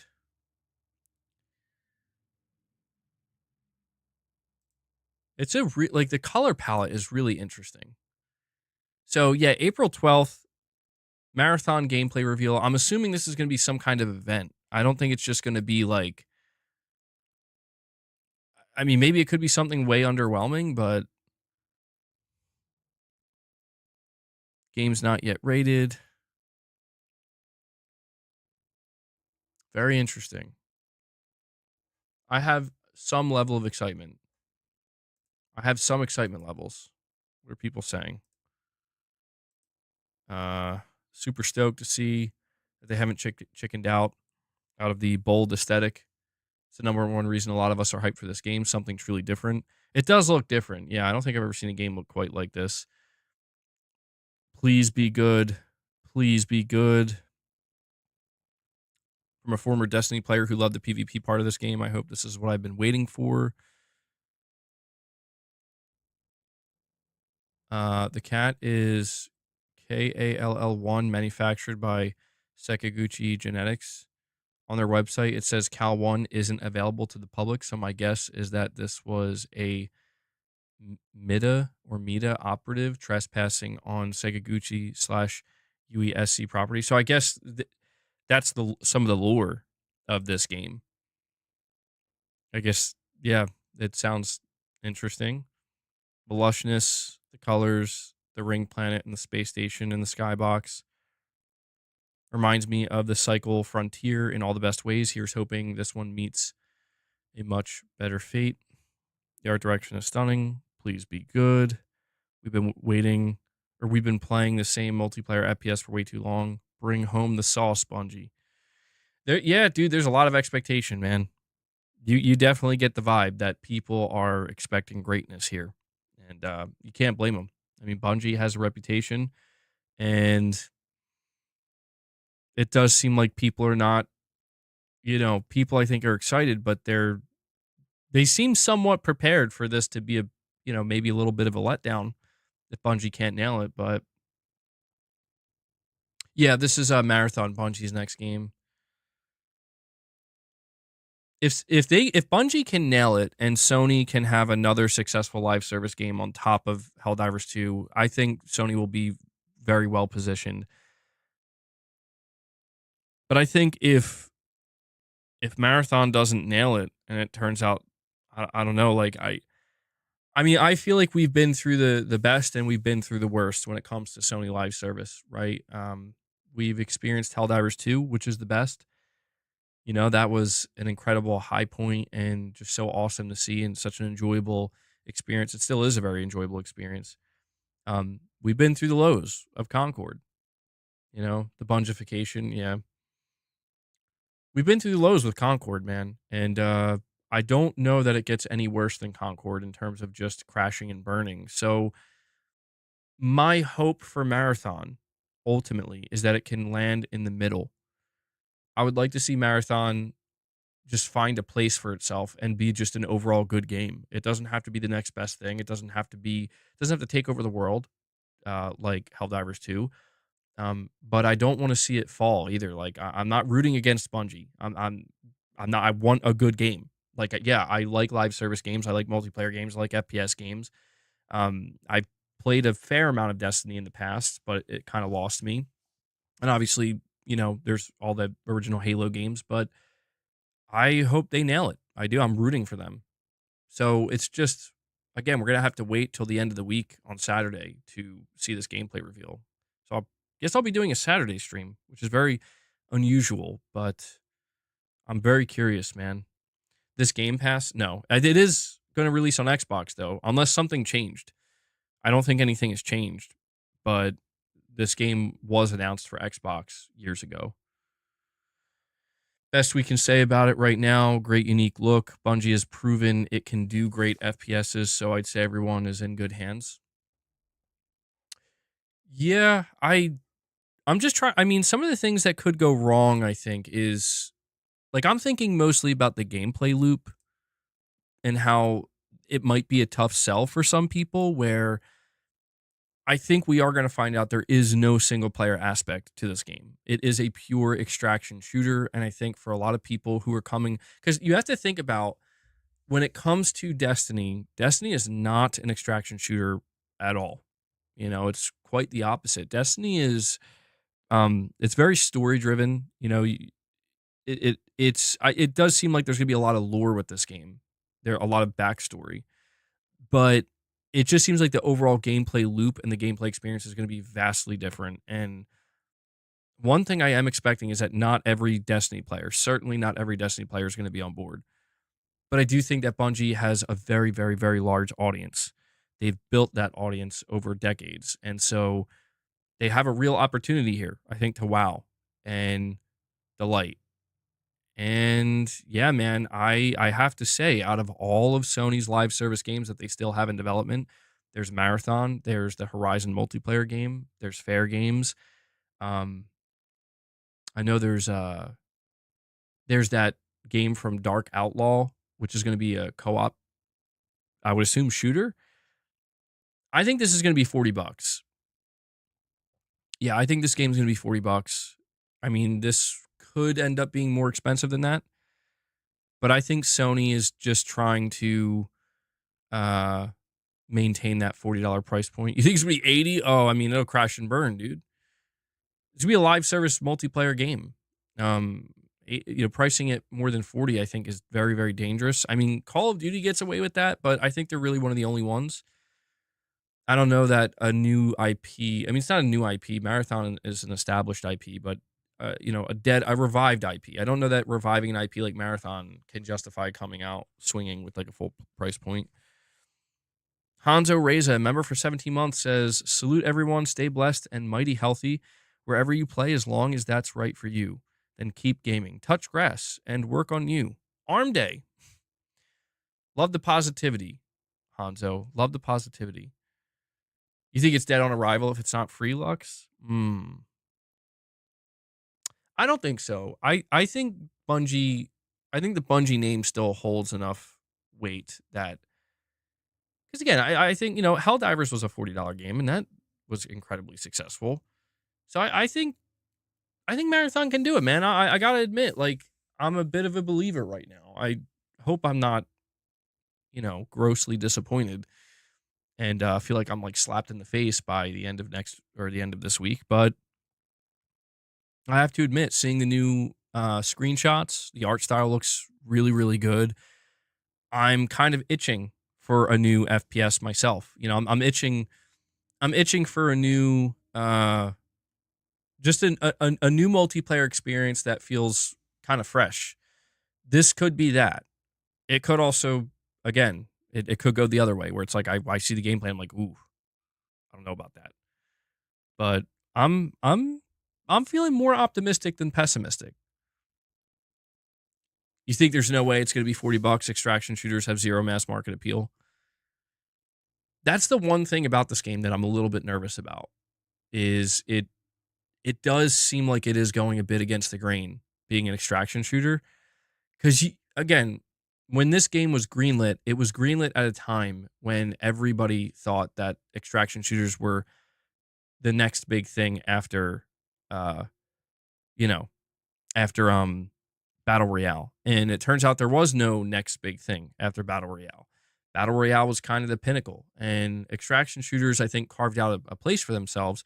But yeah, they don't have the mass market wide appeal that Battle Royale does still have and did have, when it exploded. Look, I'll say this. This is an opportunity. Maybe Bungie can be the ones to really usher in something, hey, a new era for extraction shooters where they do find more mass appeal. It's possible, but likely, I'm not sure. Finally boarded Black Ops 6. Actually, yeah, I'm not gonna lie, dude. I've stuck around with Black Ops 6, mainly zombies. And it's still, it's still fun to play a little bit here and there. I played the new map that came out, but I am definitely getting bored. And that's why I'm just diving into a bunch of different games. And yeah, I'm like, I don't know if this game's gonna come out this year. I'm assuming there's gonna be a beta of some kind.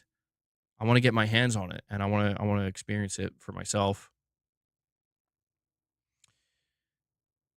I mean, yeah, there is also the angle of it being an extraction shooter could be good in that it's not trying to, one of the biggest problems that people had with Concord is it felt like it was trying to drop itself into an already oversaturated or overcrowded market. Doesn't mean it couldn't find success. Marvel Rivals did the same thing and found incredible success, but it's just, it being a new IP and Concord that is, and also really looking pretty ugly for a lot of people and unappealing. It just seemed like that was a game that was truly DOA. I would say that notice how people are praising the art style of Marathon. Notice how they're really praising it to a degree where it's a standout thing. They love the way it looks. I'm like, this is the conversations we're seeing right now about Marathon are the polar opposite of what we saw towards Concord, which gives me hope. That's what's giving me hope, is that for every comment we saw of people absolutely obliterating Concord for the way it looked artistically, just the unoriginality of it, we're seeing the opposite. And again, I do have a lot of faith in Bungie's gameplay expertise, where it's I don't know if they'll be able to nail the extraction shooter loop. That's a tough one. And it definitely is, they have to thread that needle. There's a reason why not many other companies or devs are making extraction shooters. It's a tough gameplay loop to nail, but if you get it right, it can be one of the most addicting gameplay experiences out there.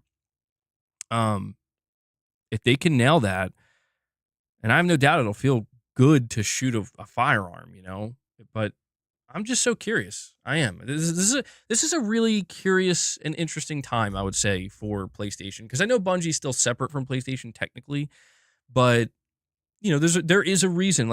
This is going to be one of the most expensive game reveals we've ever seen, where Sony paid $3.6 billion for Bungie, and this is the product. Like, this is the product that helped incentivize them to make that extremely expensive purchase. And so, yeah, man, it's a really peculiar time for PlayStation and, for their live service efforts. And they're going to have the whole, the whole spotlight's going to be on them this Saturday. They're not even putting it as part of a PlayStation showcase. They're letting Bungie do their own thing. And I'm very, very curious, man. Would be interesting to see a poll of your chat. How many have tried extraction shooters? Yeah, let's check it out.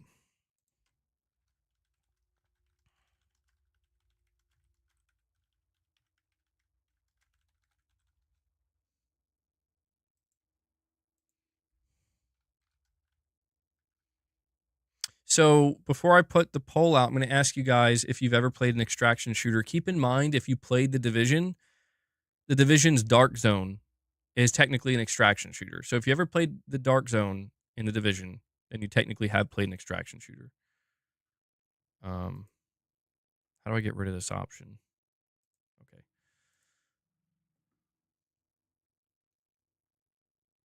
So let me know.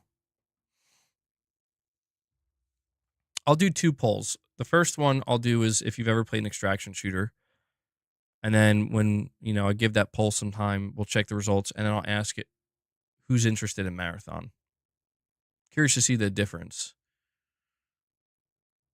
Loot extraction, not quite the same. How about the day before? Okay. All right.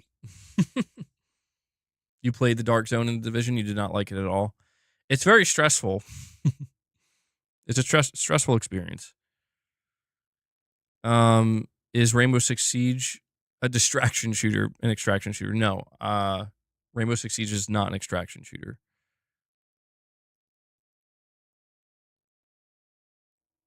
Can't wait for The Division 3.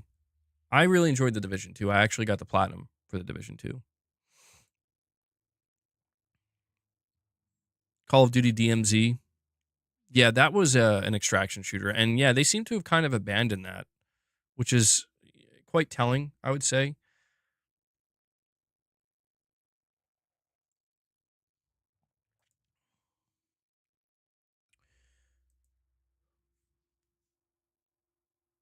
You still have to play the missions on hard mode in The Division 2. I played The Division 1 and The Division 2, and they were both good. I enjoyed them. I had a good time with those games. All right, let me God, man, my screen is too bright.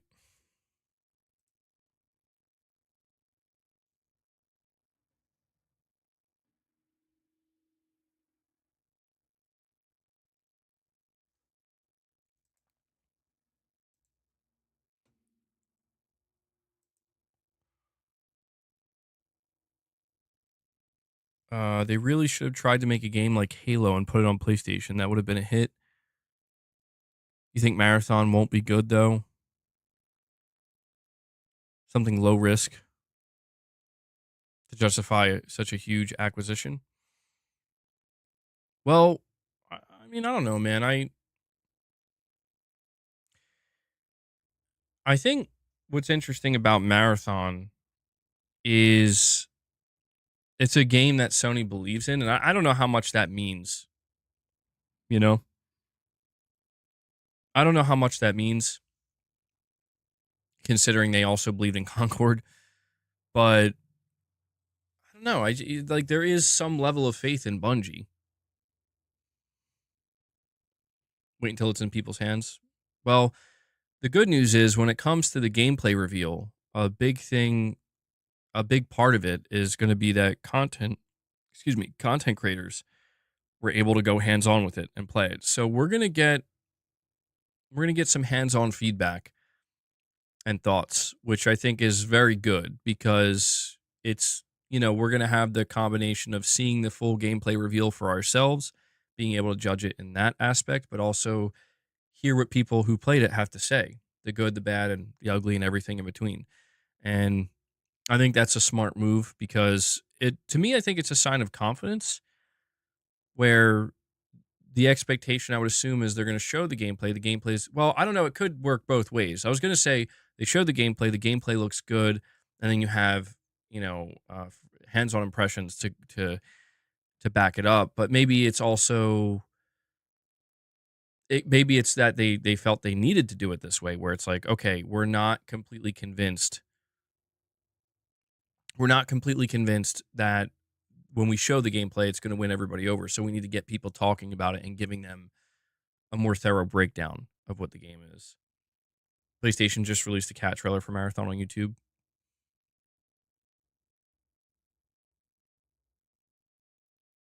Halo content creators during the Halo Esports World Championship last October were invited to play Bungie back then because they were all in the Seattle area. I'm also a big Halo guy, so I would know. Well, apparently they've been playtesting it for a while. I think earlier renditions of Marathon apparently were not very good. So I think a lot of what they changed was based off of player feedback. It's also been a while since there's been a game where I can start when the game is released and not in the middle of the life of the game. Yeah, that too. This, I think a lot of people do view this as an opportunity to like actually jump on board finally. Like within the start of a new live service game, I mean. And yeah, considering the experience that Bungie has with live service, what's going to be interesting about this compared to say something like Helldivers 2 is Helldivers 2, I know, was ultimately positioned as a live service game, but I think a much smaller live service game. Like I just don't think that Arrowhead nor Sony were prepared to, kind of cater to an audience that big. I think that they were expecting the audience for Helldivers to be relatively small. And Arrowhead really doesn't have much experience with live service. They were kind of learning as they were going. They admitted that. What's going to be interesting about Marathon is it's quite the opposite. Bungie are some of the most experienced in the industry when it comes to live service. Doesn't mean they've gotten everything right. Certainly not. They've gotten quite a few things wrong, but they do have that experience. And that is one of the main reasons why Sony purchased them. So it's going to be doubly interesting, I would say, to see how they end up handling the kind of like, here's how we're going to support this game and, what will the microtransactions be? How will they handle that? Yeah, Rich Rod, we did live react to that trailer. We just watched it on Marathon's channel.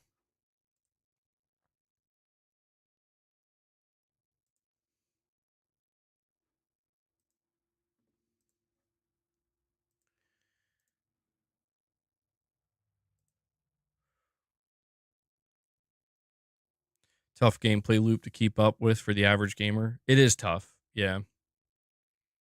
I didn't know Delta Force had an extraction game mode. Oh, MBG, so you think you're better than me? That's exactly what I said, Rich Rod. I'm better than you, and I know it.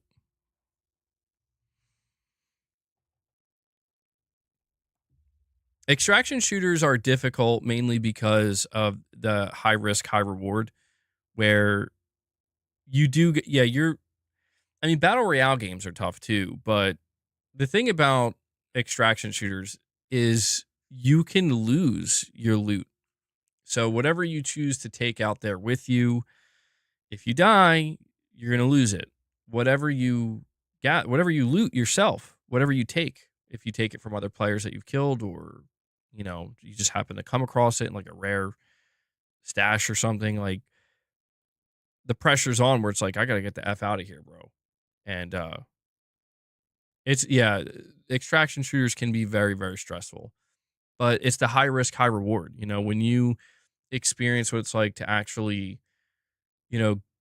get that rare loot and then actually extract and make it out safely. I mean, it's quite the gaming high, I would say. You suspect it'll cater to the masses? Well, that's what's going to be, I think, also another interesting aspect of this reveal is how hardcore is this going to be? Because, yeah, extraction shooters could be pretty hardcore, man. Like, they're definitely... the extraction shooter experience is definitely something that it filters a lot of people out just based off of what it is. You know, how far out of their way, Bungie that is, will they go to make this more palatable for the masses, to kind of, I don't want to say dumb it down, but I mean make it more accessible, versus how hardcore are they going to be with it. That's going to be a very interesting aspect of this reveal, because I have no doubt that they want this game to be as broadly appealing as possible. No, I don't think there's going to be a single player campaign, man. I do not think so. You think Marathon should be a PlayStation console exclusive? Bungie does not deserve to determine the platforms. Well, I mean, my assumption is it's still coming to Xbox, and I'm okay with that. I I understand why Sony is not putting their games on Xbox, but I also understand why they're like, it's, it's Bungie. I think one of the only ways Sony could acquire them is by allowing them, you know, by allowing them to make their own decision on this. And I don't think it can only help the game.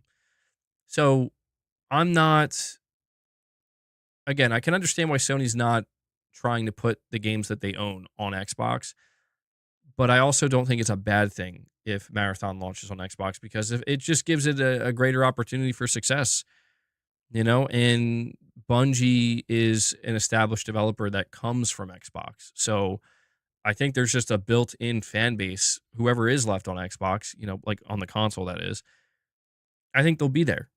I think that a lot of people will be there from Xbox. So I don't think it'll hurt. I think it's just one of these things where it's like, yeah, it can't be used on like list wars or anything, but I would, if this game is going to be good, I would rather see it have a greater shot. It's a live service game. I'd rather see it have a healthier player base, because live service games live or die based on the amount of people they have engaging with it and playing it. I mean, all games technically live or die on that, but it's especially crucial with new live service games that you get as many people in the door as quickly as possible, and you got to keep them there. You got to tell them to take a seat and stick around. So check out the original Marathon trailer. I saw some screenshots, and yeah, what they're doing with this version of Marathon looks completely different. I mean, just completely different than what we've seen previously, what we've seen in the original Marathon. Like, just a completely different art style, completely different aesthetic. The original art style and aesthetic for Marathon looked extremely gritty and dark, almost like Doomish.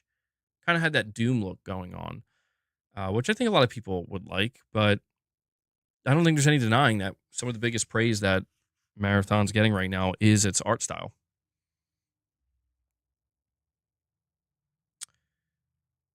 Destiny players will at least try Marathon. Yeah, that's what I mean is, I don't know how many players Destiny, let me see.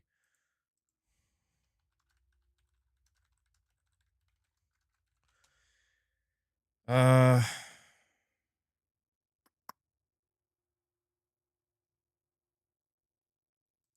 I don't know how many total players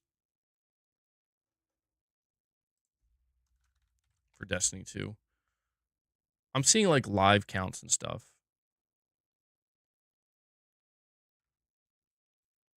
I can't find that number. So Tom Henderson says official press release for Marathon. Oh, hold on. Marathon is a team-based extraction shooter. Oh. Oh, see, that changes things. Okay. So you have to play with a team. And the first completely new project from Bungie, the creators of Halo and Destiny, in more than a decade, set on a mysterious planet of Tau Ceti 4? I guess that's how you say that. Marathon will see players inhabit the bodies of runners, cybernetic mercenaries who have been designed to survive the planet's harsh environments. While exploring the lost colony that once inhabited the surface, players will search for valuable loot, including new weapons and gear.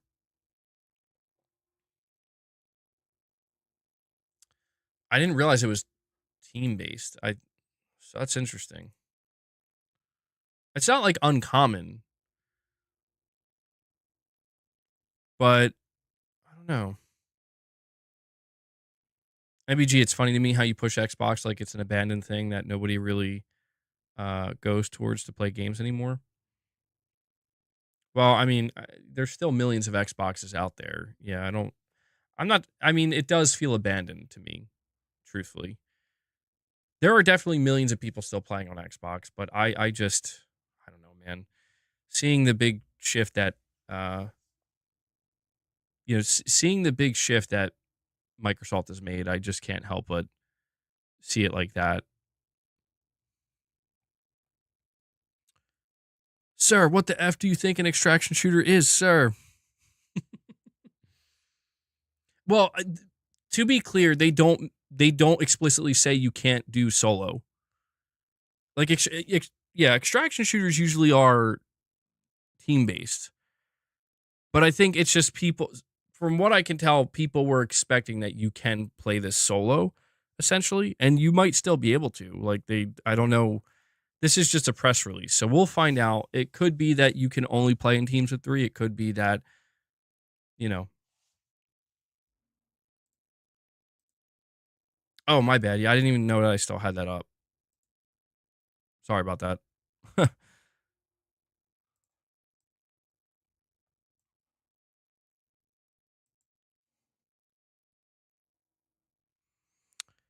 You could play solo, but you'll probably face squads. Yeah, I think that that's the question. They said solo and trios. Oh, okay, so they did confirm. So if you play solo, are you only going to be going up against other teams, or do they just have like 2 separate modes? Like one is solo where everybody's just going in alone, and the other's trios. That would work. Helldivers 2 is a squad-based shooter, yet some people are still soloing it. That's true. But I feel like there's no denying if you try to go up against teams of 3 solo. That would be pretty cool, though, if you could. I don't know if there's going to be like stealth in this game. If you could try to like stealth your way through. Now, that would be sick. That would get me so hype. You could go in solo, and you're going to want to utilize stealth so as not to be detected by the other teams. 2 separate playlists. Okay. So they did confirm that. All right. Good. Yeah, I have high hopes. Yeah, I want to play Marathon like it's Metal Gear. Bungie, if you could make that happen, that'd be great. There was a stealth class similar to Hunter in Destiny. Sweet. Yeah, I'm kind of excited, man. I am. As long as it doesn't look like a train wreck when they show it, I don't have any reason to believe it's going to look like a train wreck. I never did play Hunt the Showdown. I'm familiar with it though. Like I know that game and I've seen gameplay of it. Never played it though. As of right now, there's no word on whether it's free to play. It seems like it's going to be a paid game. I'm thinking a $40 game.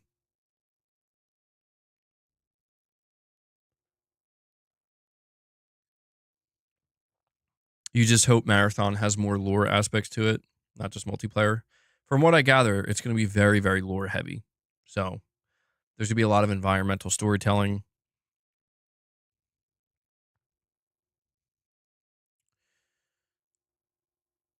You're wondering if Bungie's going to announce some variety of game modes?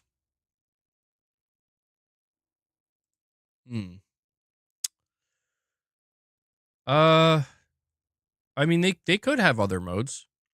It's possible, but I'm not sure. I would assume it's just going to be the extraction mode. Thief, stealth, recon, tank, and other unknown classes.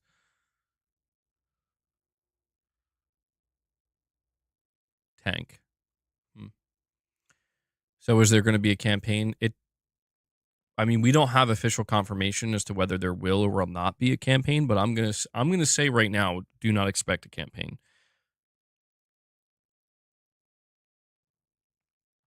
I don't think there's going to be a campaign. I think they revealed a couple of lore things with this ARG they're doing. They're doing like a big augmented reality game that players are solving and putting the pieces together, and it's pretty cool that they're doing that.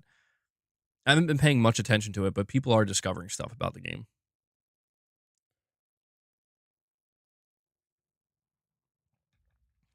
Bungie needs to make a lot of money back for PlayStation. Yeah, they do.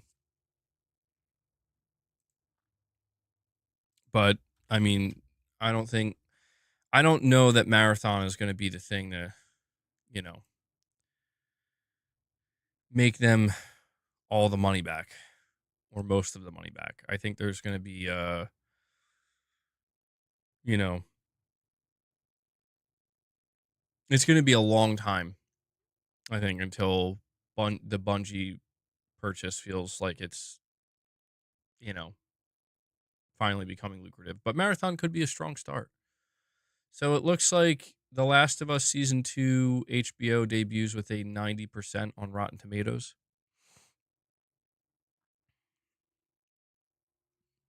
Who's going to watch The Last of Us Season 2 HBO?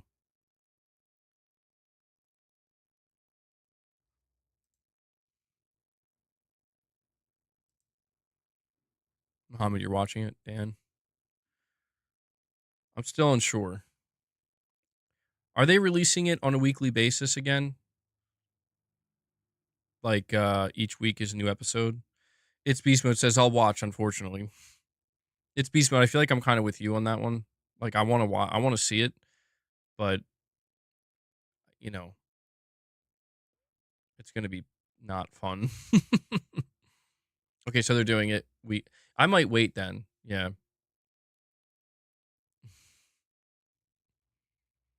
I think I might wait until Gaming Survivor says MBG, you don't need the trauma twice. It would actually be 3 times. Gaming Survivor. I appreciate you looking out though.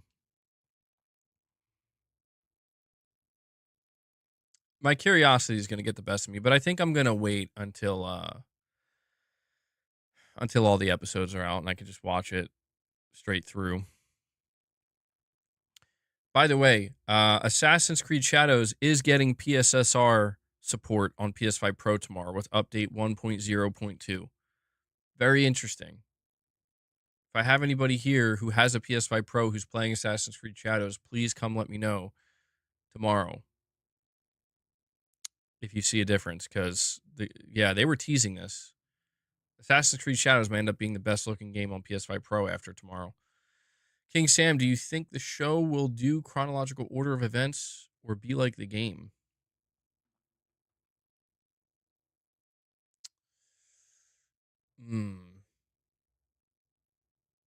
I I think it's gonna be like the game, but I think they might actually like change up where they. I don't know. I mean, if they do it just like the game, it is gonna be completely predictable, I guess, for anybody who played the game and watched it. But I I would say they're probably just gonna follow the game. That's my guess. Do you think they're gonna change it just to piss off the gamer fans? If they change it, that would make things more interesting to me.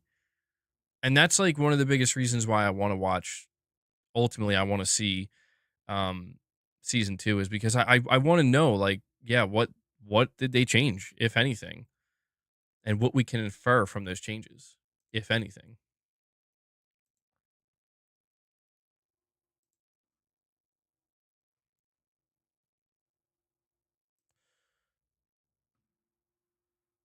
They're going to use a baseball bat this time. So there's this one scene that came out.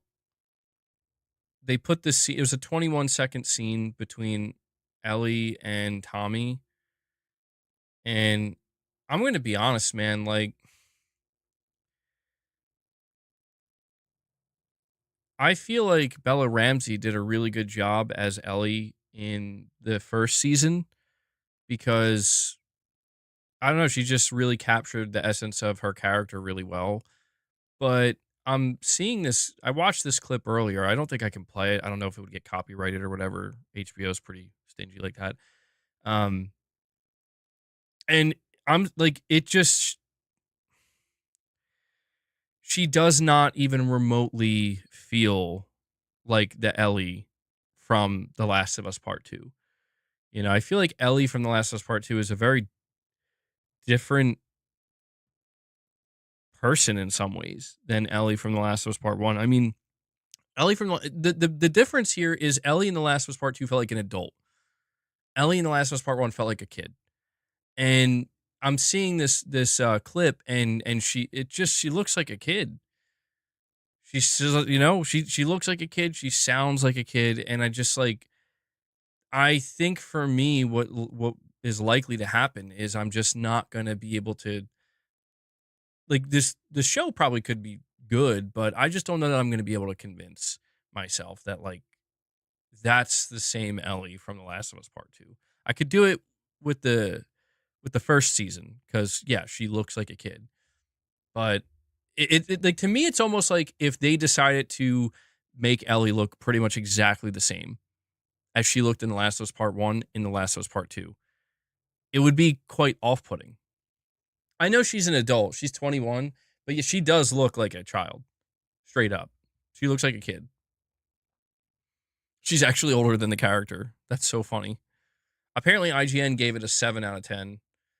They say it's an incredibly well-made, often looks gorgeous, and is packed full of stellar performances, but the storytelling devices and choices made in terms of pace and placement for key events bump up against what works. Oh, okay. But the storytelling devices and choices made in terms of pace and placement for key events bump up against what works. So IGN seems to be confirming that they do switch things around.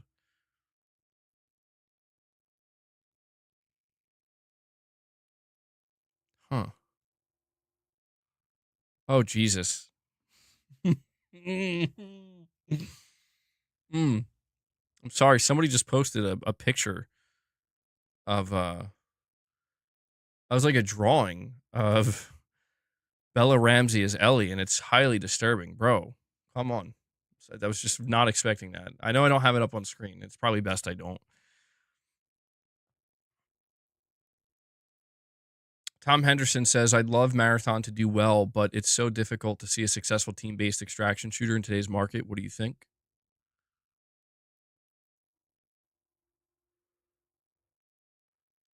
The Last of Us Season 2 decides to adapt only the first half of the second game, leading to some mixed results. Find out why in our review.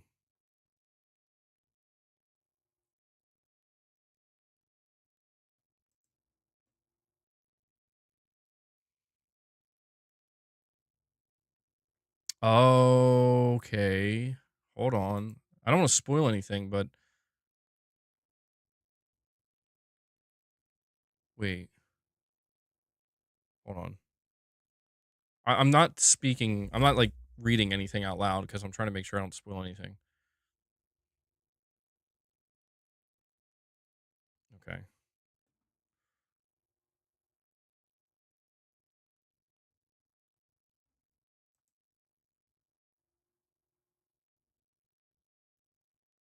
So I'm like not sure if I should read the article because people are making it seem like there's spoilers in it.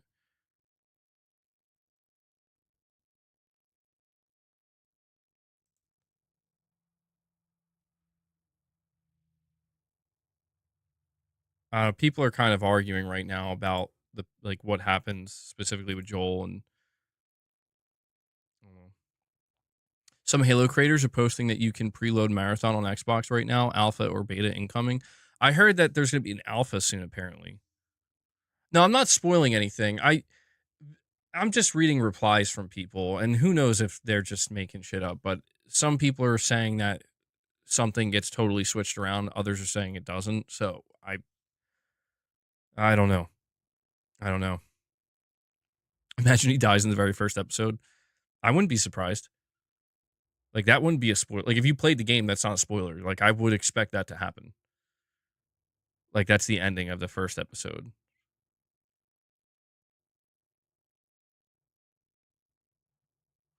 But we know, for those of us who played the game, we know that there are a lot of flashback sequences. So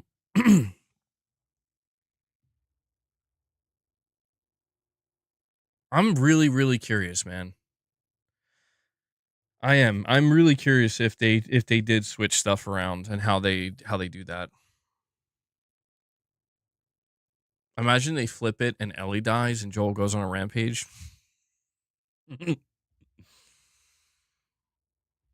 Yeah, I could definitely see Neil Druckmann making that happen.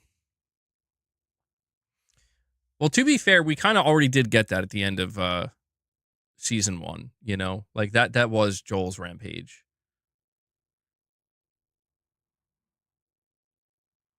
Probably an open alpha for Marathon. Bro, if they like end Saturday by being like, yeah, you can download the alpha and play right now, that'd be amazing. Someone on Twitter said that a key moment is not at the beginning, it's in the finale. I think I know what the key moment is. I don't want to spoil it though, and it's not the one you're thinking of. It's not the one you're thinking of. This is what I think I read that I don't want to spoil. So, like, if you played the game, it's like you can't be spoiled by it if you played the game. But I know it from, if it's true, then I know what they're trying to do.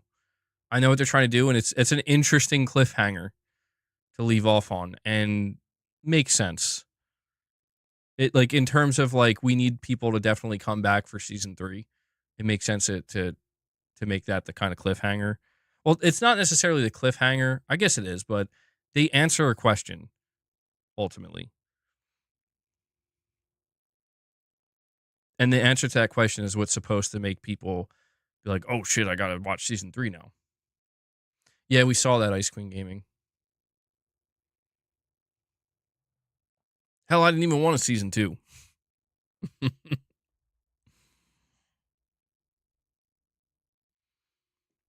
Respawn Shadow dropped Apex Legends. Here's hoping for Marathon.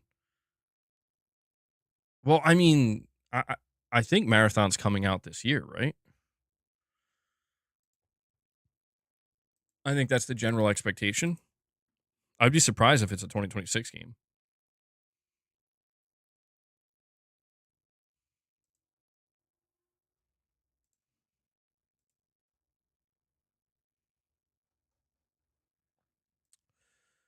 All right.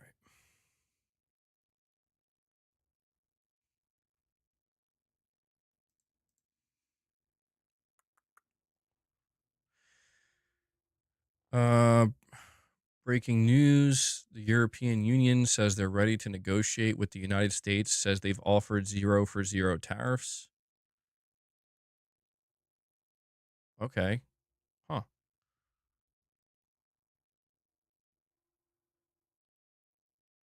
Okay, here we go.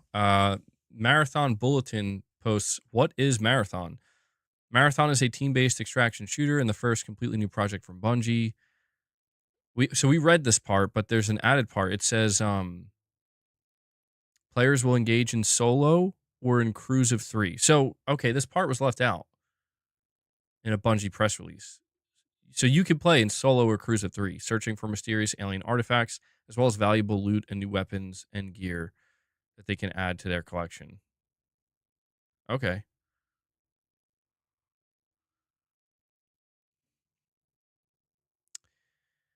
Bro. Okay. Below that is a picture of Ellie from The Last of Us Part 2, the game, with a shirt that says, who ate all the pee, you know? I put, it just says who ate all the pussy. That's the shirt she's wearing. And so he says modding is fun. All right. Okay, well, I wasn't prepared for that. For a second I thought that was a new unlockable you could get in The Last of Us Part 2. What is happening? Sony has a lot of games coming out, but have to worry when GTA is coming out. Yet we still haven't heard a single word about GTA, man. It's looking kind of spooky. Yeah, I'm sorry about that. I'm sorry. I should have warned that wasn't safe for work. I didn't want to say it fully, but then I just said P, and like I just said the letter P, and I think people might not understand. Maybe some people would, but it's a little bit confusing. You know, I felt like I had to say it. I'm sorry. Because either way, it's bad, you know? Maybe I should have said just who ate all the blank. And you guys can just figure it out from there. No, I know. I don't claim to be a safe for work channel, but I try to be understanding that a lot of people probably are watching at work. And I don't want to I don't want to make people afraid to listen in. Yeah, nothing wrong with that word. I mean, Bungie just showed a game with a pussy, like a pink one. Okay. All right. If I just got somebody fired, I'm really sorry. I'm sorry.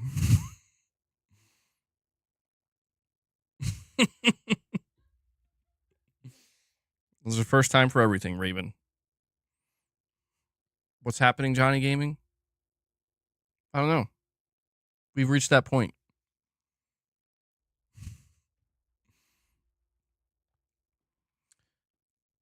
Dude, I don't know. Marathon, Last of Us Part 2 HBO.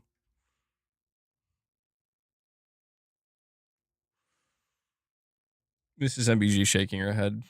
She's laughing. So, oh God, Ray.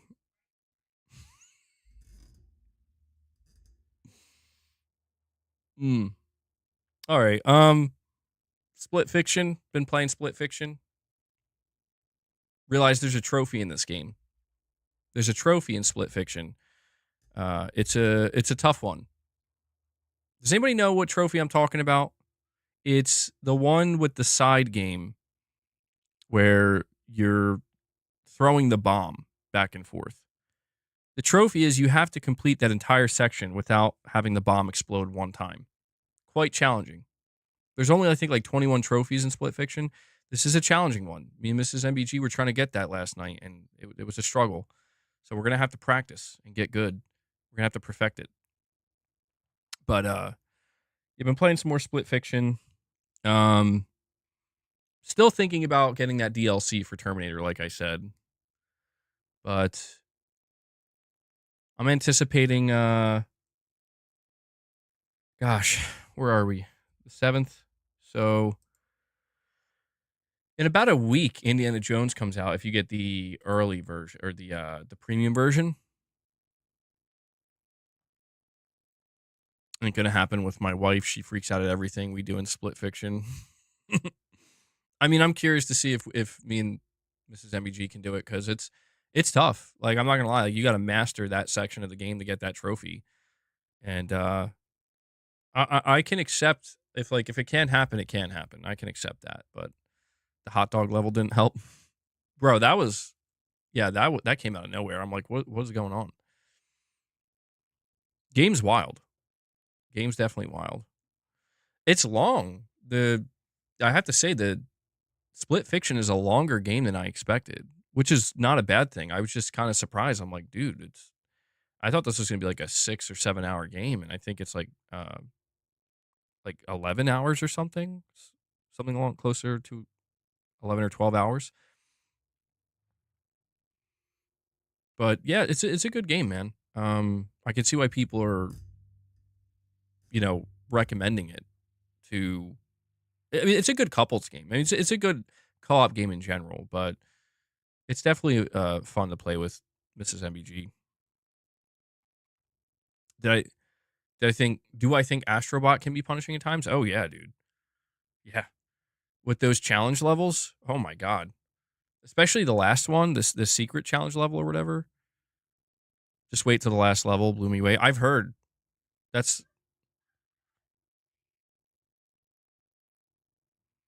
you hardly played because your girl sucks and it stresses me the F out. I love it.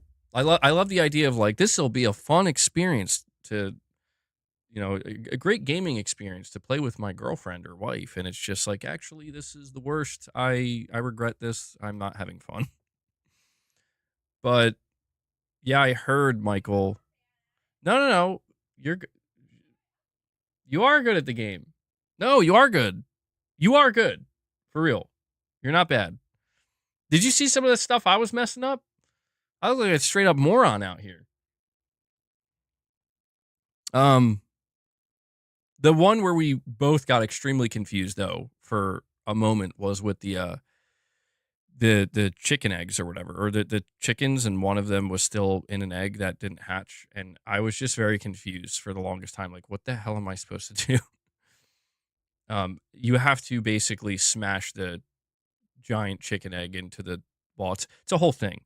Like, it seems like you're gonna kill the chicken, and the character even says afterwards, like, how did that thing not die? You're bad at gaming. Divorce. You like the wrapping tree level on Astrobot?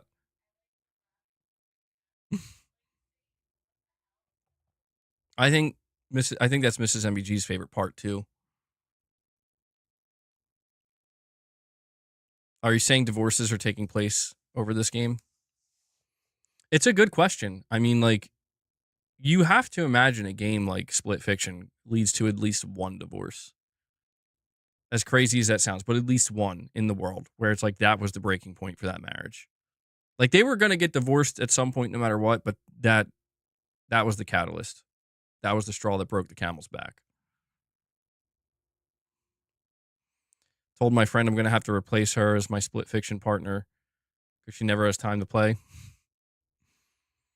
It is funny in a way that this game, it really cannot be completed without, like, you totally need to rely on somebody else to be able to engage with this game and on any level. Very interesting creative choice, but it works. I mean, it's one of the most successful games of the year, I think, so far.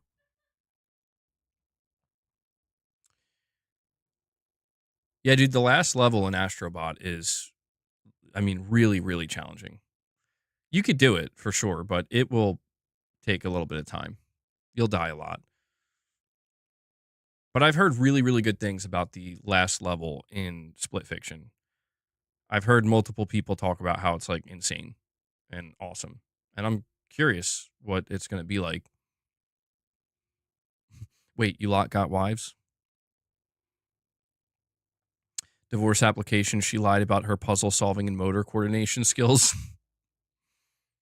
Sony's response to not Bloodborne 2 is Marathon?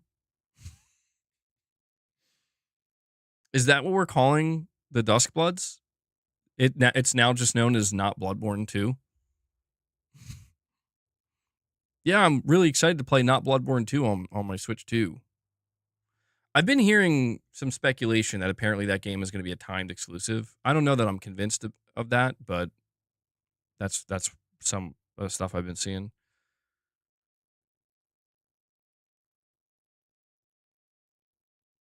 You will get the Leonardo and beat Split Fiction with my toes? What? You're playing Astrobot with one of the youngins in the family, so not rushing through. Hella fun so far. Yeah, enjoy it, man. I still have to go back and play the rest of the DLC for Astrobot. I played the first wave of DLC, but I haven't went back and played the second wave yet. I probably should because I've been maintaining 100% trophy unlocks for that game, and I don't know that I want to break it. I guess I'm not necessarily feeling in any rush. I'm wondering if Astrobot's going to get even more DLC. I feel like this last batch of DLC is probably it. Like, that's where they'll kind of keep it. But maybe they will have some more surprise DLC. I didn't think we were going to get a second batch. The Duskbloods IP is owned by From Software, not Nintendo. Yeah, so that's what I mean. That makes sense because I'm like, Sony has partial ownership of From Software. So maybe it will ultimately be a timed exclusive, which would be cool. I would like to see that game, come to PlayStation, but I think it's a good game for Switch to have to entice people. It's interesting seeing the reactions to it being like a full-blown multiplayer title. I think that's cool. I like multiplayer games as well as single-player games, but I could kind of understand why some people are a little bit surprised considering Elden Ring Night Rain is, that's multiplayer. I'm curious to see how I do in Elden Ring Night Rain. I heard Elden Ring Night Rain is like, it's just so vastly different from regular Elden Ring, where it's just so fast paced. Like you're just going. You're going. You don't have time to like explore or anything. You're just going. Like that's so interesting. Because I don't think anybody played Elden Ring that way. You want Bloodborne 2 the real deal? I'm telling you, like, things are going to happen with Bloodborne in the future. There's no chance that nothing happens with Bloodborne. I just think that Sony is being patient and strategic with it. I mean, maybe I'm wrong. Maybe that's just the hopium, but it just, Sony wants franchise material, and nothing screams franchise material more than Bloodborne. And Miyazaki made it clear that Bloodborne was his favorite game. So there's no chance Sony tries to do anything with it without him being involved to some extent. But Miyazaki's, he's one of the most busy devs in the industry, man. He's always working on multiple projects at once. Maybe once he's finished up with the Duskbloods, Next up, Bloodborne. A Bloodborne live service game. You know what? We'll take it. Screw it. It's something. Bloodborne cart. I think Bloodborne cart would do well. Could you imagine that? Could you imagine Sony's just like, we know you, we heard you. We finally heard you, and we're proud to announce Bloodborne cart for PlayStation 6 launch exclusive. Turns out to be their biggest game ever. Nintendo got Bloodborne before PC. You think the next two games would be Sekiro 2 and Bloodborne 2, but here we are with games as a service nonsense. I will say I did not expect a multiplayer pivot from Software. I'm not opposed to it. I know a lot of people don't like it, but I'm excited for Elden Ring Night Rain, and I think the multiplayer aspect of this game, the Duskbloods, is interesting. A Bloodborne hero shooter. Oh man, okay, now that might be taking things a bit too far. I don't know if there's going to be a Sekiro 2 either. I don't know if that's going to happen. I'm more confident in a Bloodborne 2 than a Sekiro 2 at this point. Yeah, I love how Hanzo's legit getting excited for a Bloodborne hero shooter. Fun fact, though, it would be way more successful than Concord. A Bloodborne looter shooter? A Schluter? A Bloodborne Schluter. Oh, geez. How much more cursed can it get?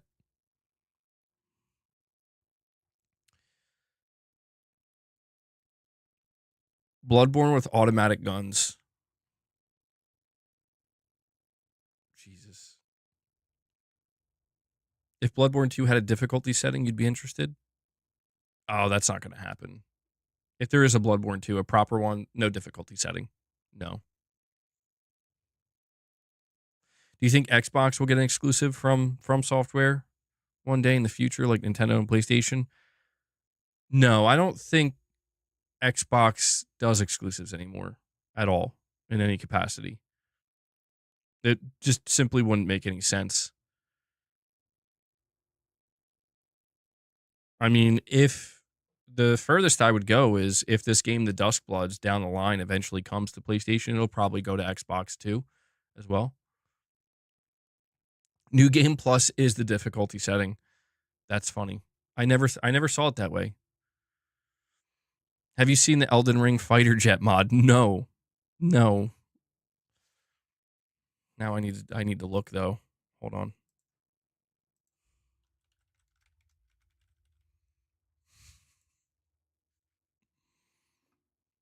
Okay. All right. Elden Ring, but with tanks and a fighter jet?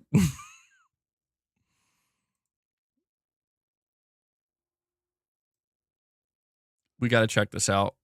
I didn't know this was a thing. I guess I'm like kind of not surprised though.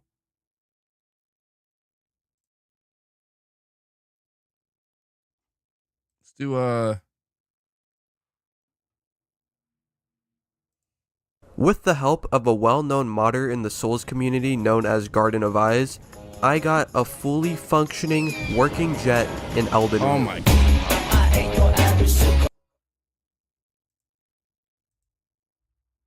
I don't know if the music's copyright or not, but bro, you got to be kidding, dude.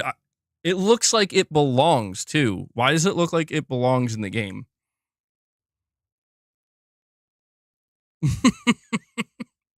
Wait, what is that? Parry this? Hold on. What is that video with the tank saying parry this? Oh man. That's awesome. That is awesome. You know, From Software is going to end up being inspired by that, man. Be like, maybe we should do something. I mean, you would think they would try to get like a mech or something in there first for like Armored Core or whatever, but they're like, no, just a straight up fighter jet. Love it. That's funny stuff. Yeah, it's crazy how it actually looks like it belongs in the game. That's the funniest part.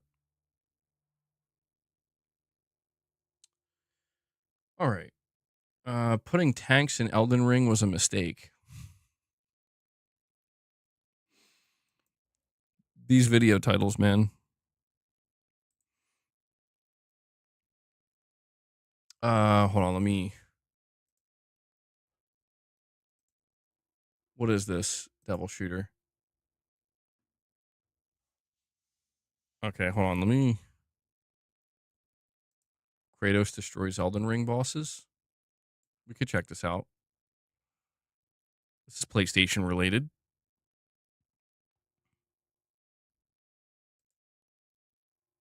Oh, wait, hold on. I have the wrong screen up.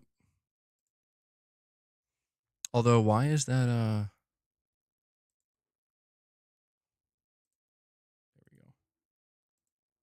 we go. My vengeance ends now. Young Kratos, the ghost of Sparta, steps into the lands between by mistake, and he faces some other mythological creatures and demigods to kill. Enjoy.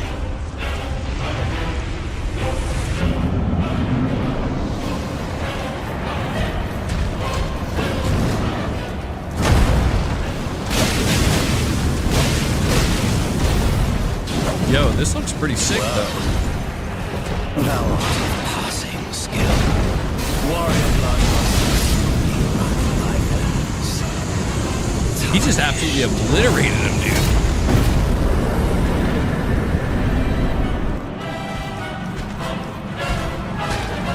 Dude, we gotta see Millennium.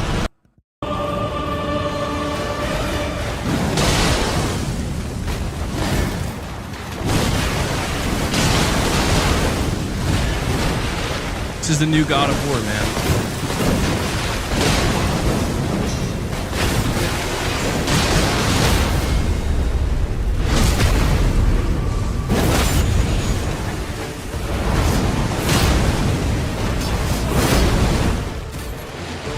Dude, he's so OP too, which I guess would make sense.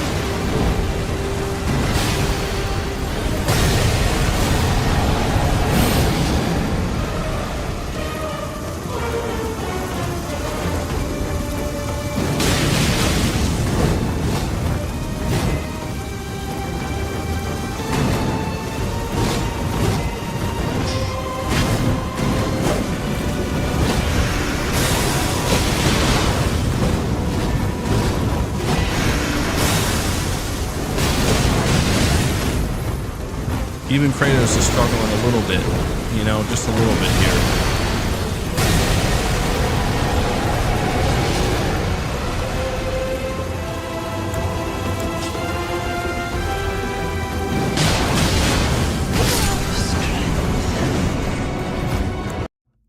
Man, the mods are pretty crazy. That's pretty awesome, though. I like it. It fits. It really does seem like it turns Elden Ring into like an action game, like the classic God of War titles. Well,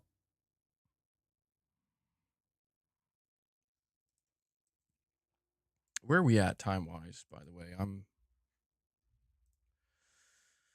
we're almost at the 2.5 hour mark. Okay. Play Elden Ring as Jesus Christ. I mean, that's probably a thing. It's probably a thing. All right, guys, we're going to be wrapping up this stream in just a couple of minutes. I pretty much did finish all the topics that I wanted to discuss with you guys today. So we'll do like a last call for any support. If you want to drop any more membership gifts, or if you want to become a member, or super chats or direct donations, anything of that nature, we have a couple more minutes. We are at 33 members on the day, which is great. If you want to add to that before we wrap it up, feel free to do so. Hold on.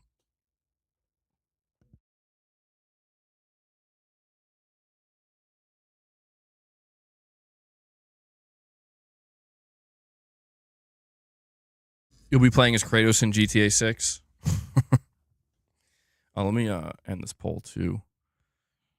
Yeah, I didn't talk extensively about Summer Game Fest. I did mention it at the beginning of the stream, but really the only news about Summer Game Fest is it's confirmed to be happening June 5th, I believe. June 5th. And I mean, that's about it. That's all we got. The real question that I'm asking anyway is, will we hear about GTA 6 prior to Summer Game Fest happening? Because I think that's going to be the determining factor, whether or not, you know, we get like a lot of release dates, like a whole swath of release dates during that show, or if we still see publishers holding back the day after Switch 2 releases. Yep. I'm assuming Summer Game Fest is also going to be a pretty long event. They always are. Summer Game Fest always goes on for like longer than 2 hours. But I'll be streaming it for sure.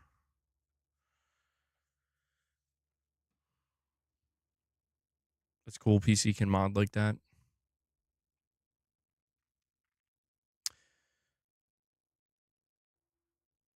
I mean, yeah, quite a few people are still anticipating that GTA 6 is going to get delayed, but I still don't think it is. I think that, you know, Take-Two Interactive CEO Strauss Zelnick, he said that they're shortening the marketing cycle. So, yeah, man, I think it's still coming this year. All right, guys, that is going to wrap up today's stream, though. I'm going to maybe try to get a video out a little bit later. We'll see if I can make that happen. I was running a bit behind this morning, hence why I didn't get a video out earlier.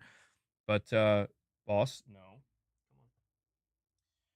But yeah, guys, please enjoy the rest of your day, the rest of your Monday. We should be back tomorrow with another stream, some more content. Boss is, for some reason, demanding more treats. Like, bro, you got double treats today. I think you're good. And so, yeah, thank you all so much, excuse me, for your support. A big shout out to anybody who dropped any support. If you dropped any membership gifts, if you dropped any super chats or any direct donations, I really do appreciate that. I can only do what I do here because you guys make it possible. So again, thank you so much. And yeah, that does it. So me and Boss are signing off, and I will catch you guys tomorrow, hopefully in the next stream. So till then, take care, everyone.